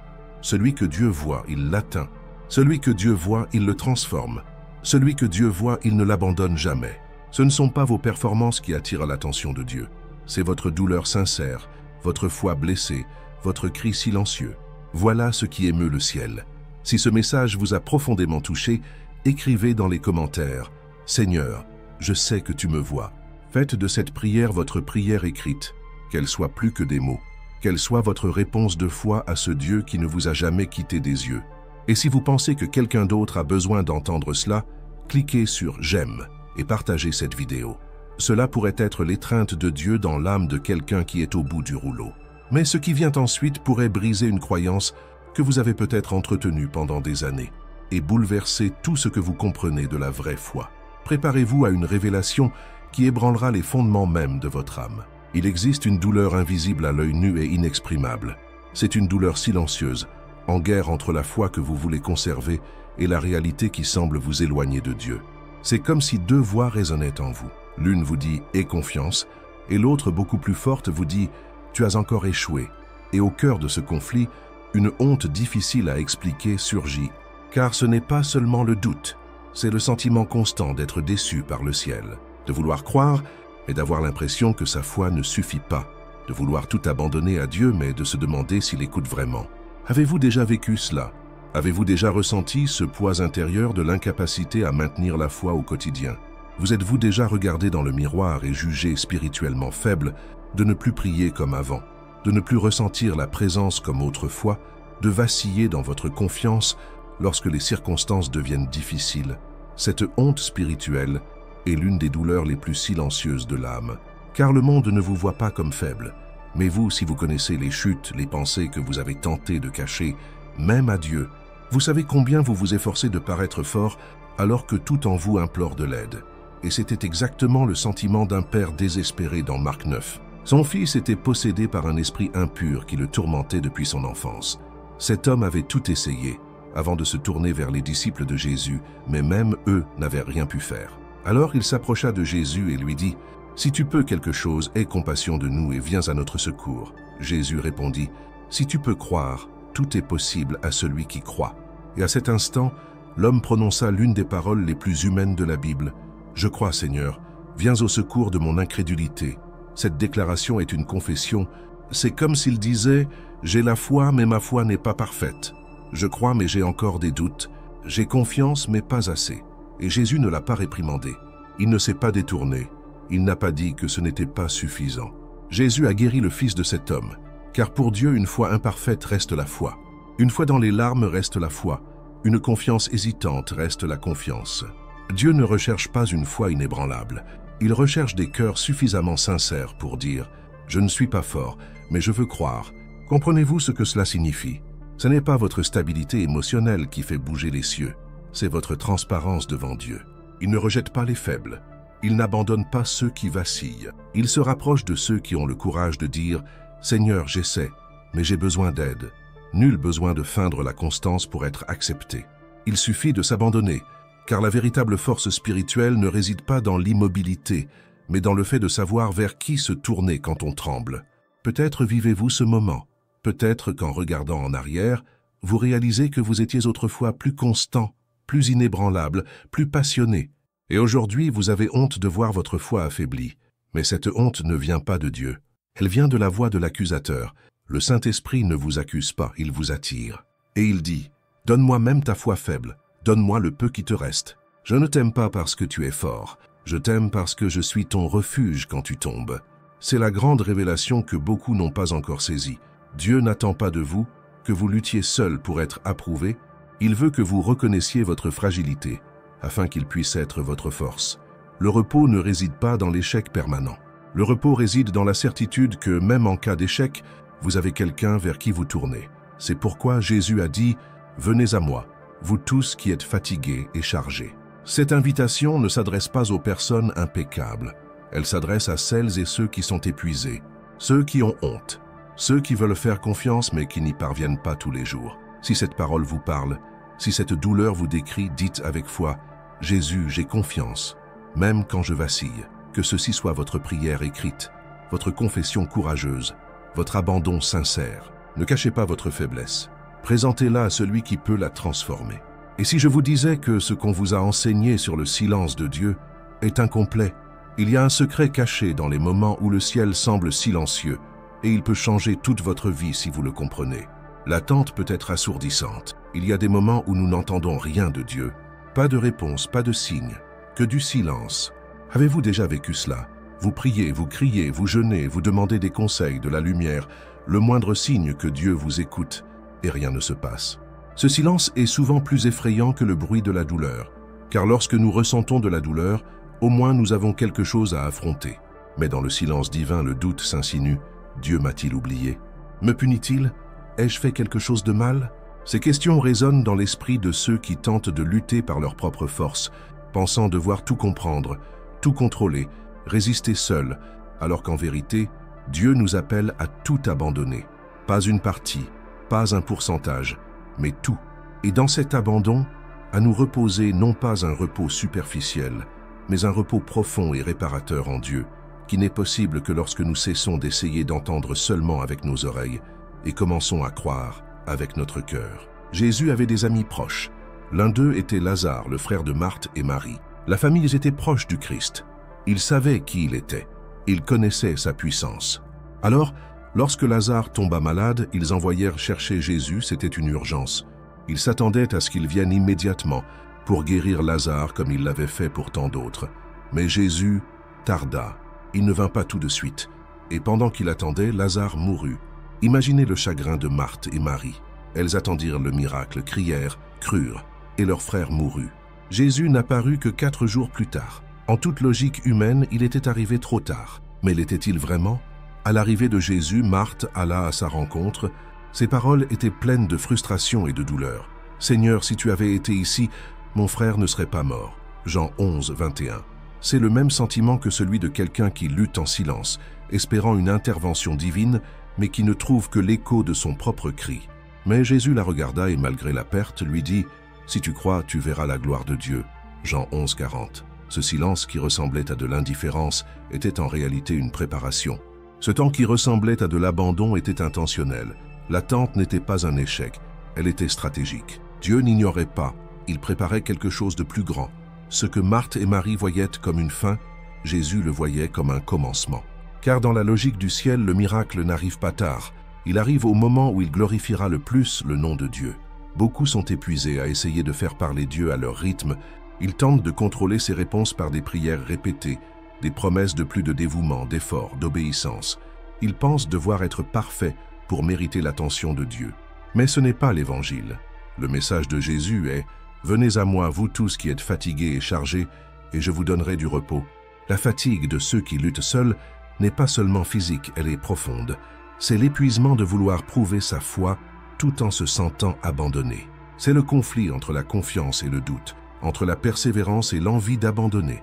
Mais c'est précisément dans ce moment de faiblesse que le Seigneur veut vous rencontrer. Le silence n'est pas l'absence, c'est une présence sur une autre fréquence.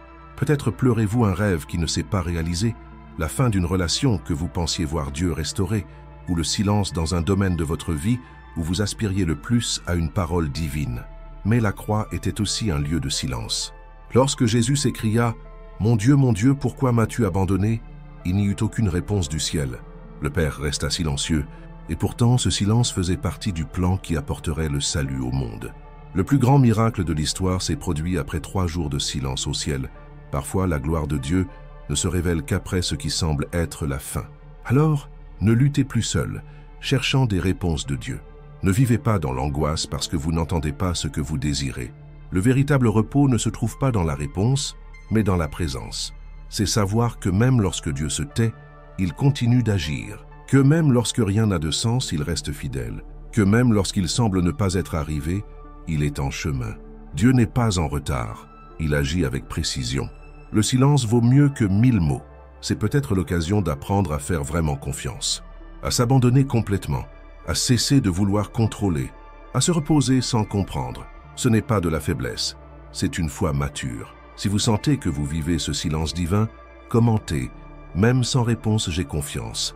Que ce commentaire soit une déclaration publique de votre abandon, même lorsque tout semble silencieux. Mais il y a quelque chose dans cette histoire qui révèle une clé que presque personne ne remarque. Un détail qui pourrait transformer radicalement votre façon d'affronter le doute.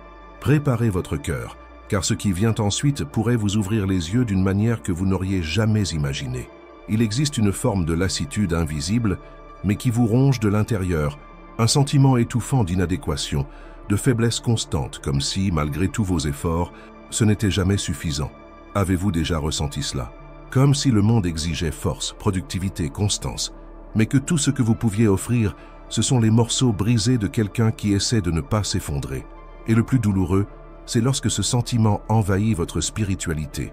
Lorsque vous commencez à vous demander « Dieu est-il déçu de moi ?» Ce sentiment d'échouer constamment, de toujours prendre du retard, de toujours lutter seul, sans même la force de prier.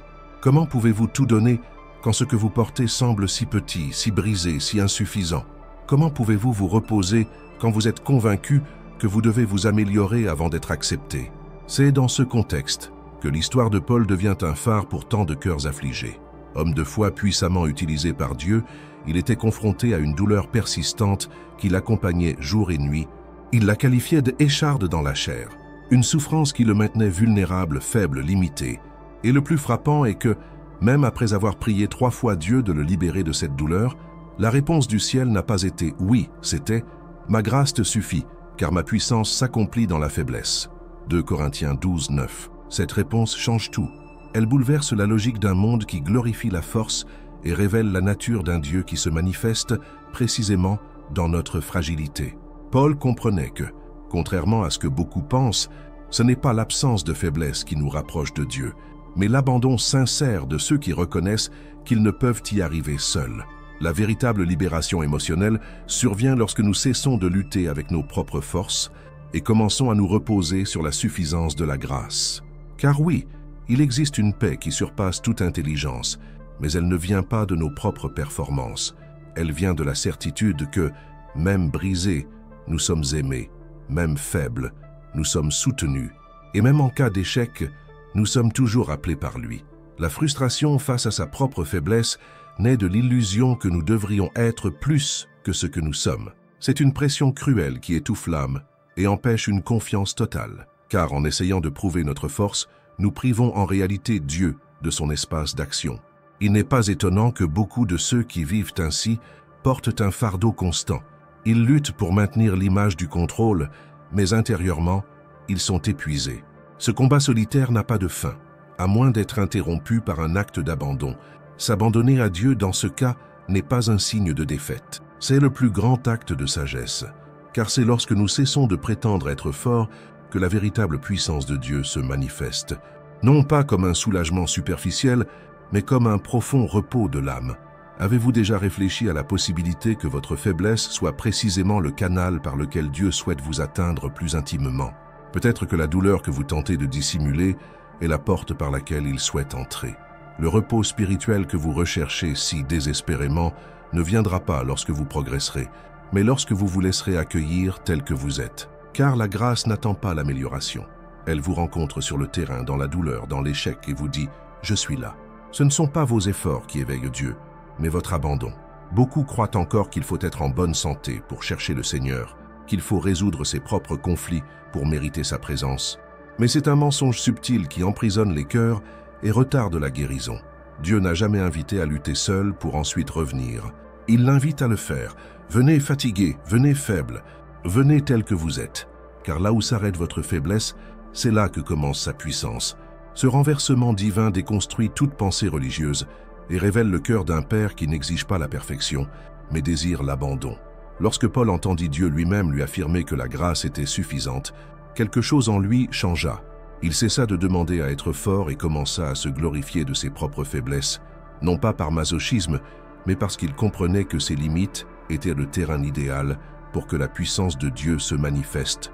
C'était comme s'il disait « Si c'est dans cet état que je parviens à connaître le Seigneur plus profondément, qu'il en soit ainsi », il ne cherchait plus à paraître fort, il voulait être dépendant. Il ne recherchait plus le contrôle, il désirait le repos. Et le repos n'est possible que lorsque nous déposons le poids de notre insuffisance aux pieds de celui qui nous suffit. Si vous vous sentez trop faible, incapable, petit, dites « C'est dans ma faiblesse que le Seigneur se révèle ». Que cette phrase soit votre cri silencieux, votre abandon sincère, votre appel à l'aide sans phare. Dieu honore les cœurs brisés. L'expérience de Paul nous enseigne que la réponse de Dieu ne se présente souvent pas sous forme de soulagement, mais sous forme de révélation. Et cette révélation est ce qui change tout. Mais ce n'est pas tout. Il y a une histoire si profondément humaine et divine à la fois qu'elle pourrait briser les chaînes invisibles que vous portez depuis des années. Préparez-vous, car ce qui vient ensuite pourrait être le tournant que vous attendiez. Vous essayez toujours de tout résoudre. Pour tout le monde, vous ressentez le poids de la douleur de votre famille, de vos amis et des responsabilités sans fin. Et au milieu de tout cela, vous vous sentez de plus en plus éloigné de vous-même. Il y a une sorte d'épuisement qui ne vient pas de ce que vous faites, mais de ce que vous portez en vous. La pire fatigue est celle qui vient de l'âme, lorsque vous êtes submergé par des batailles qui ne sont même pas les vôtres, essayant de tout faire avancer alors que quelque chose en vous s'éteint lentement. Vous ne dites rien. Vous ravalez vos larmes, affichez un sourire, essayez de garder votre sang-froid, mais votre âme hurle en silence. C'est un épuisement spirituel qui vous déconnecte même de votre propre identité. Vous ne savez plus qui vous êtes sans la responsabilité de résoudre les problèmes des autres. Et le pire, vous croyez que ce poids est votre responsabilité? Que si vous lâchez prise, tout s'effondrera.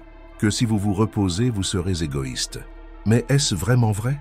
Jésus regarda un jour une foule épuisée, accablée par les exigences religieuses, les pressions familiales, les peurs et les fardeaux que le monde leur imposait.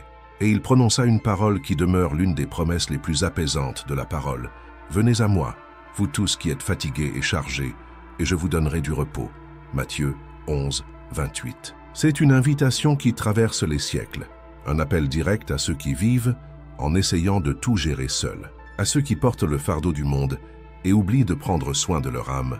Jésus ne dit pas que vous devez tout résoudre. Il dit que votre place est en lui, que votre repos est en lui, que votre force vient de lui, car, en essayant de tout faire seul, vous ignorez celui qui veut marcher à vos côtés et vous donner du repos. En vérité, beaucoup de gens confondent amour et fardeau. Vous croyez que l'amour signifie tout résoudre pour tous. Qu'être fort signifie ne jamais dire non. Qu'être chrétien signifie tenir bon, ne jamais abandonner. Mais c'est un fardeau que Jésus ne vous a jamais imposé. Il vous a proposé un joug léger, un fardeau doux. Cela signifie qu'il veut partager ce fardeau avec vous. Il veut que vous abandonniez ce qui ne vous appartient pas, que vous vous reposiez dans la certitude qu'il est Dieu. Vous n'avez pas besoin de porter la culpabilité des autres. Vous n'avez pas besoin de rendre tout le monde heureux. Un repos est réservé à ceux qui font confiance, à ceux qui lâchent prise, à ceux qui comprennent que prendre soin de soi est aussi un acte de foi. Vous connaissez cette fatigue qui semble ne jamais disparaître, même avec le sommeil. Ce sentiment que quelque chose en vous est toujours en alerte, même quand tout semble paisible à l'extérieur. C'est l'âme qui est accablée, et Jésus ne vous veut pas comme ça. Il vous appelle à lui, il vous invite à abandonner ce qui vous écrase intérieurement. Car oui, il existe un lieu où vous pouvez apaiser votre douleur, vos peurs, votre culpabilité. Il existe un lieu de soulagement qui ne dépend pas des circonstances, mais d'une décision. aller à lui. Ce n'est pas une fuite, c'est de la sagesse. Ce n'est pas un abandon, c'est un abandon. Il est important de comprendre. Vivre épuisé n'est pas noble. Vivre malade n'est pas spirituel. Beaucoup pensent encore devoir continuer à donner, même lorsqu'ils sont déjà épuisés. Mais Jésus ne vous a jamais appelé au sacrifice de l'épuisement. Il vous a appelé au repos de la foi, au soulagement de l'abandon, à la légèreté de la confiance. Le monde peut vous dire que vous devez être fort, que vous ne pouvez pas vous arrêter, que vous devez résoudre les problèmes. Mais Jésus dit « Viens, je prends soin de toi ». Et lorsque vous croyez cela, quelque chose change. Vous cessez de lutter seul. Vous cessez de vous accrocher à ce qui vous rend malade.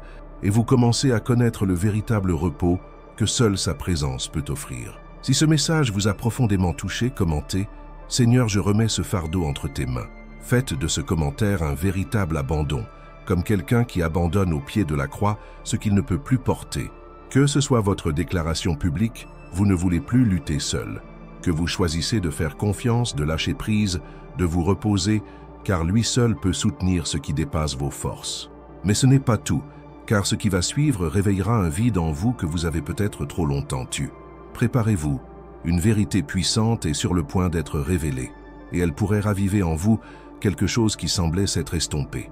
Avez-vous déjà été confronté à une décision où vous saviez exactement ce que vous deviez faire, mais où vous n'y arriviez toujours pas, non pas par manque de compréhension, ni par manque de foi, mais à cause d'une résistance intérieure que vous ne pouviez nommer, quelque chose qui vous maintenait coincé dans ce qui devait être abandonné, un attachement invisible au contrôle, aux certitudes, à la peur de perdre quelque chose qui, au fond, n'était même pas bon pour vous.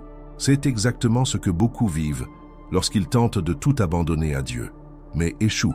L'abandon semble simple en théorie, mais il devient un champ de bataille silencieux au fond du cœur. Et ce dont personne ne parle, c'est que ce combat n'est pas seulement rationnel, il est spirituel, émotionnel et souvent douloureux, car s'abandonner véritablement signifie abandonner le contrôle, et certains préfèrent le chaos prévisible à la paix qui exige la confiance.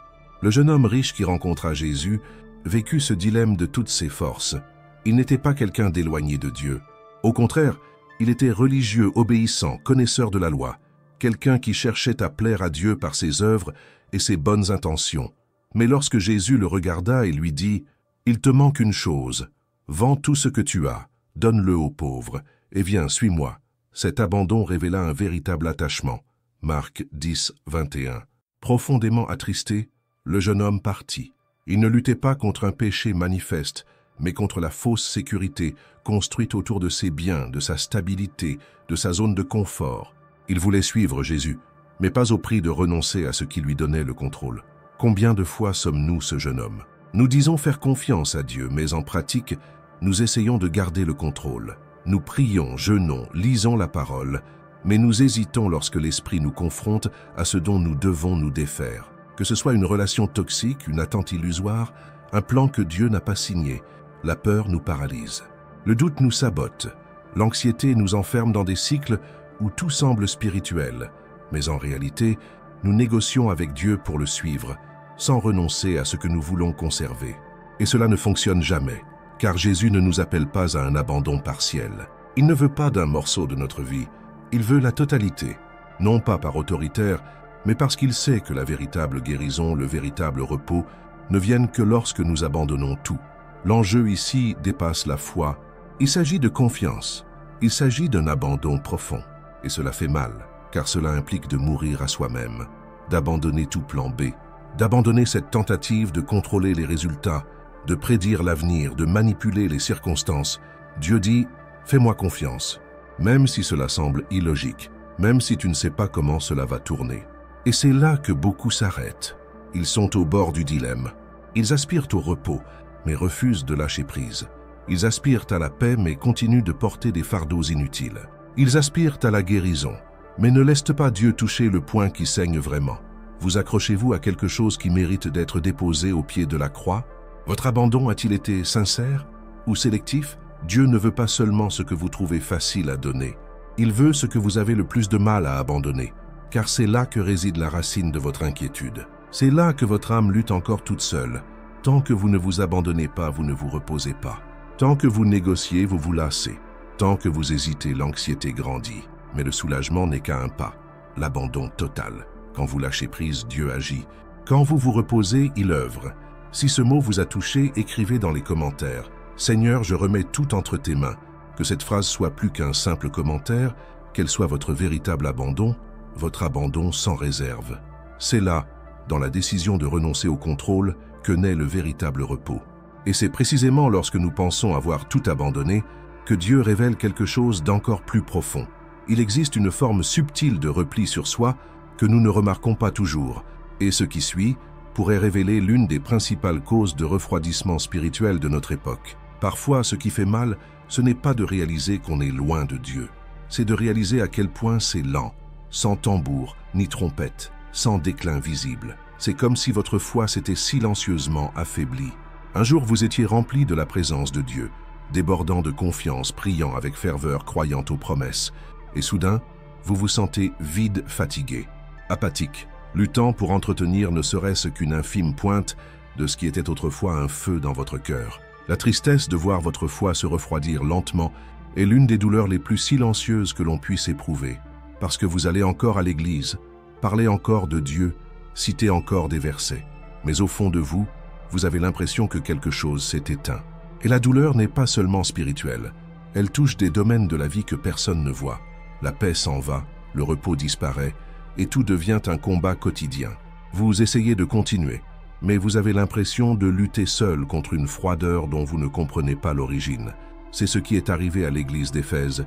Dans l'Apocalypse chapitre 2, Jésus loue leurs œuvres, leur travail acharné, leur persévérance, mais lance une accusation cinglante. « Cependant, j'ai ceci contre toi, c'est que tu as abandonné ton premier amour. » Ce n'était pas un manque de service ou d'effort, c'était un manque de passion.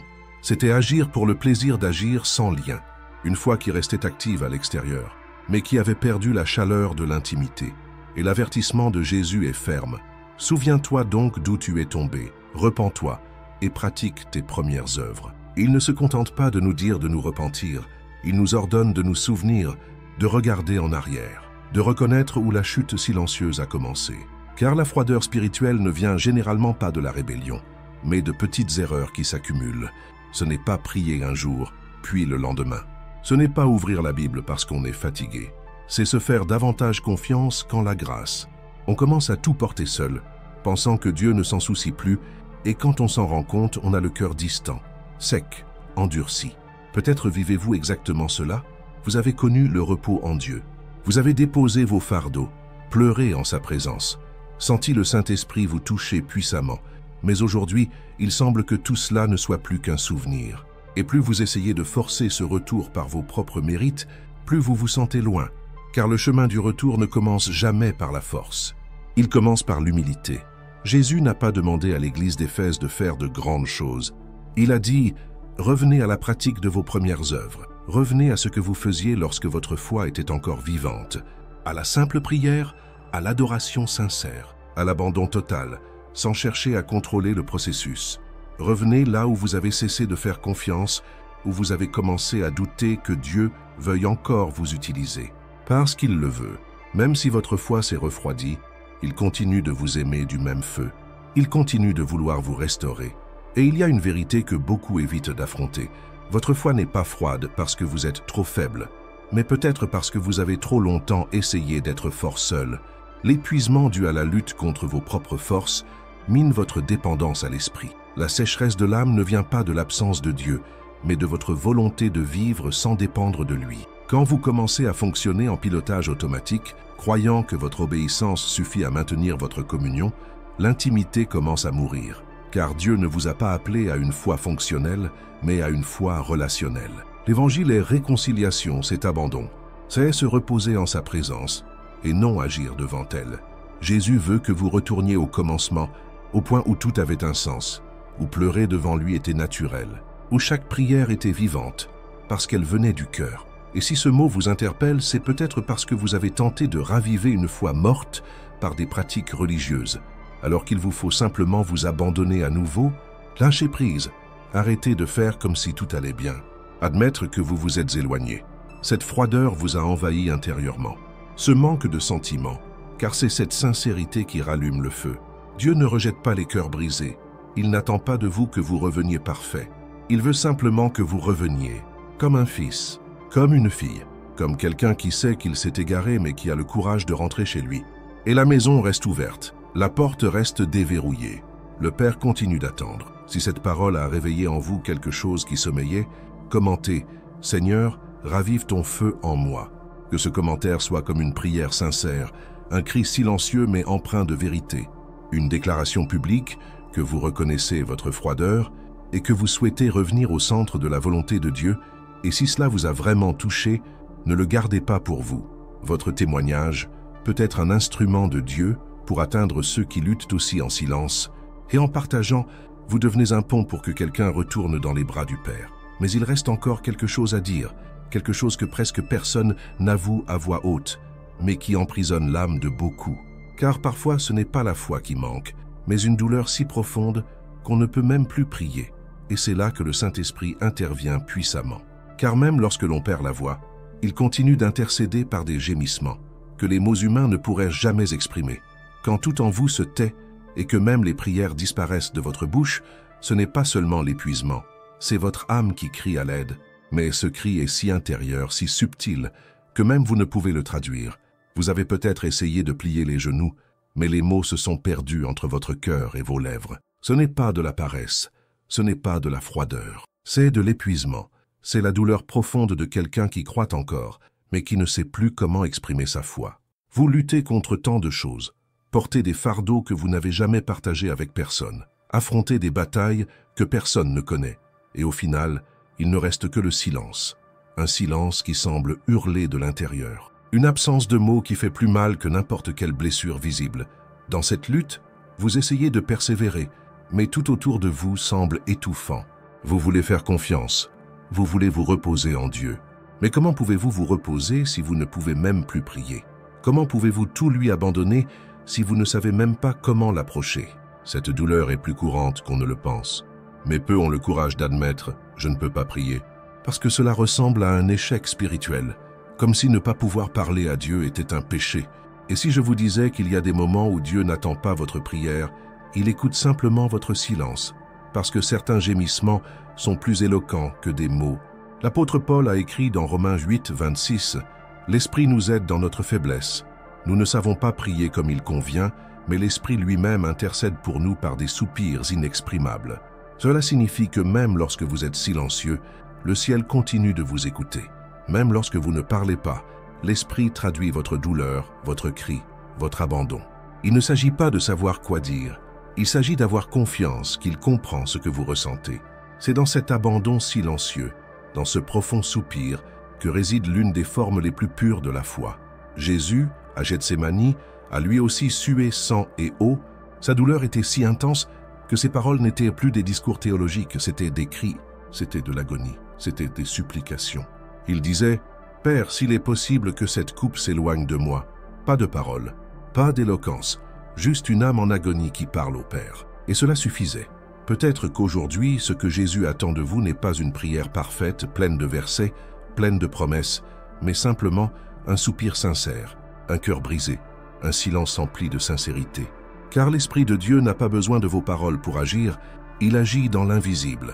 Il intercède, il envahit votre être intérieur et prie pour vous lorsque vous en êtes incapable. C'est plus qu'un soulagement, c'est une grâce. C'est Dieu qui mène vos combats, même lorsque vous n'en avez plus la force. N'est-ce pas ce dont vous avez besoin aujourd'hui? Arrêtez d'essayer d'être fort, arrêtez de vous culpabiliser de ne pas pouvoir prier. Comprenez que votre douleur est aussi une prière, que vos larmes sont aussi un cri, que votre silence est aussi un abandon. Dieu écoute tout. Il entend le son que fait votre cœur lorsqu'il se brise. Il comprend le vide que vous ressentez. Et même lorsque tout semble froid, il est présent, car sa promesse ne dépend pas de votre performance spirituelle. Elle s'accomplit parce qu'il est fidèle. Et cette fidélité inclut le soutien que vous apportez dans les moments où vous ne savez plus quoi faire. Le Saint-Esprit continue d'intercéder, il ne se fatigue pas. Il ne faillit pas. Il traduit votre âme lorsque vous perdez la voix. Alors, si tout ce que vous pouvez faire aujourd'hui est de garder le silence devant Dieu, sachez que ce silence résonne au ciel. Il se transforme en prière, en réponse en sollicitude. Car ce que Jésus veut, ce ne sont pas des paroles, c'est un cœur livré. Vous pouvez être en difficulté, fatigué, vide, mais si vous désirez encore vous rapprocher de lui, il vient déjà à votre rencontre. Il sait ce qui est en vous. Et l'intercession de l'Esprit est la plus grande preuve que, même en silence, vous ne luttez jamais seul. Si ce message vous a touché, commentez avec foi. Esprit Saint, priez pour moi. Que ce commentaire soit un abandon silencieux, une supplication voilée mais pleine de foi. Partagez ce message avec quelqu'un qui manque lui aussi de force pour prier. Peut-être est-ce par votre geste que Dieu apportera le repos à une autre âme fatiguée. Et rappelez-vous, même dans votre silence le plus profond, le ciel continue de vous parler. Si vous êtes arrivé jusqu'ici, vous avez probablement ressenti exactement ce que tant de gens vivent chaque jour sans pouvoir l'exprimer par des mots. Le poids de la lutte solitaire, l'épuisement qui vide l'âme, la frustration de ne pouvoir trouver le repos, même en Dieu. Et pourtant, malgré tout cela, vous êtes ici. Ce n'est pas une coïncidence. C'est une réponse à cette prière silencieuse, une réponse à vos pleurs silencieux, une réponse aux nuits où vous pensiez que personne ne voyait ce que vous traversiez. Dieu vous a amené ici parce qu'il veut vous libérer de tout ce qui vous emprisonne. Il ne veut pas seulement soulager votre douleur momentanément, il veut transformer votre vie complètement. Le message que vous avez reçu aujourd'hui n'était pas une simple vidéo, c'était un appel, une invitation à cesser de lutter seul et à tout abandonner. Un rappel qu'il n'y a de véritable repos que lorsqu'on a pleinement confiance. Mais écoutez attentivement. Cette transformation ne se produit pas simplement en écoutant. Elle commence lorsque vous décidez. Lorsque vous dites sincèrement « je n'en peux plus », lorsque vous reconnaissez que vous avez besoin d'aide et que vous laissez Jésus entrer, nul besoin de feindre la force, nul besoin de faire preuve d'une foi parfaite. Il suffit de vous abandonner. C'est là que le miracle commence. C'est pourquoi je veux vous guider dans la prière maintenant. Non pas comme quelqu'un qui parle à un Dieu lointain, mais comme quelqu'un qui retourne dans les bras du Père après une longue absence. Fermez les yeux, où que vous soyez, respirez profondément et permettez-vous de ressentir ce que Dieu fait en vous. Seigneur, je te remercie pour cette personne qui est là avec moi jusqu'au bout. Je prie pour chaque âme épuisée, pour chaque cœur qui a essayé de lutter par ses propres forces et s'est retrouvé au bout du rouleau. Père, aujourd'hui, nous reconnaissons que nous ne pouvons plus y arriver seuls. Plus besoin de tout contrôler, plus besoin de porter le monde sur nos épaules, plus besoin de fuir ta présence. Nous nous abandonnons. Nous abandonnons notre douleur, notre angoisse, nos traumatismes, nos peurs, Saint-Esprit. Prends possession de chaque endroit sec, froid et endormi. Intercède avec de profonds gémissements pour tout ce que nous ne pouvons même plus demander dans nos prières. Que la paix qui surpasse toute intelligence envahisse désormais chaque esprit troublé, chaque cœur agité. Que ton amour guérisseur et réparateur nous enveloppe entièrement. Jésus, nous voulons te suivre, nous reposer en toi et expérimenter ce que tu as préparé. Ne nous laisse pas retourner à la routine de la douleur. Apprends-nous à nous libérer de l'automatisme. Éveille notre esprit. Apprends-nous à dépendre. Apprends-nous à faire confiance. À partir d'aujourd'hui, nous déclarons, nous ne combattrons plus seuls, car le Seigneur est avec nous. Et là où est ton esprit, là est la liberté. Amen. Si vous avez ressenti cette prière, si une partie de ce message vous a profondément touché, commentaire, j'ai réussi à aller jusqu'au bout. Déclarez publiquement que vous êtes engagé dans ce processus de transformation. Cette déclaration peut être comme un mémorial de votre décision spirituelle, une étape visible d'un changement invisible. Et si vous connaissez quelqu'un qui est fatigué, quelqu'un qui semble lutter seul, partagez cette vidéo avec eux. Elle pourrait être exactement ce dont ils ont besoin pour rester motivés. Abonnez-vous à la chaîne, ce n'est pas seulement une voie à suivre, mais un acte de foi, un engagement à continuer de recevoir des paroles qui fortifient, guérissent et restaurent. En vous abonnant, vous semez en vous-même, vous dites « Je veux continuer à entendre la voix de Dieu » et il parlera d'une manière que vous ne pouvez même pas imaginer. Si ce message vous a interpellé, ce que vous découvrirez dans la vidéo pourrait bien changer votre vie. Ne partez pas sans l'avoir vu, car ce qui suit pourrait bien être la clé de votre libération. C'est comme si ce voyage ne faisait que commencer. Et la prochaine étape pourrait bien être la plus puissante de toutes. Ne vous arrêtez pas là, Dieu a encore beaucoup à vous révéler. Celui qui a commencé en vous cette bonne œuvre la rendra parfaite pour le jour de Jésus-Christ. Philippiens 1, 6. Vous n'êtes pas seul, vous ne l'avez jamais été et maintenant, vous n'aurez plus jamais à lutter seul.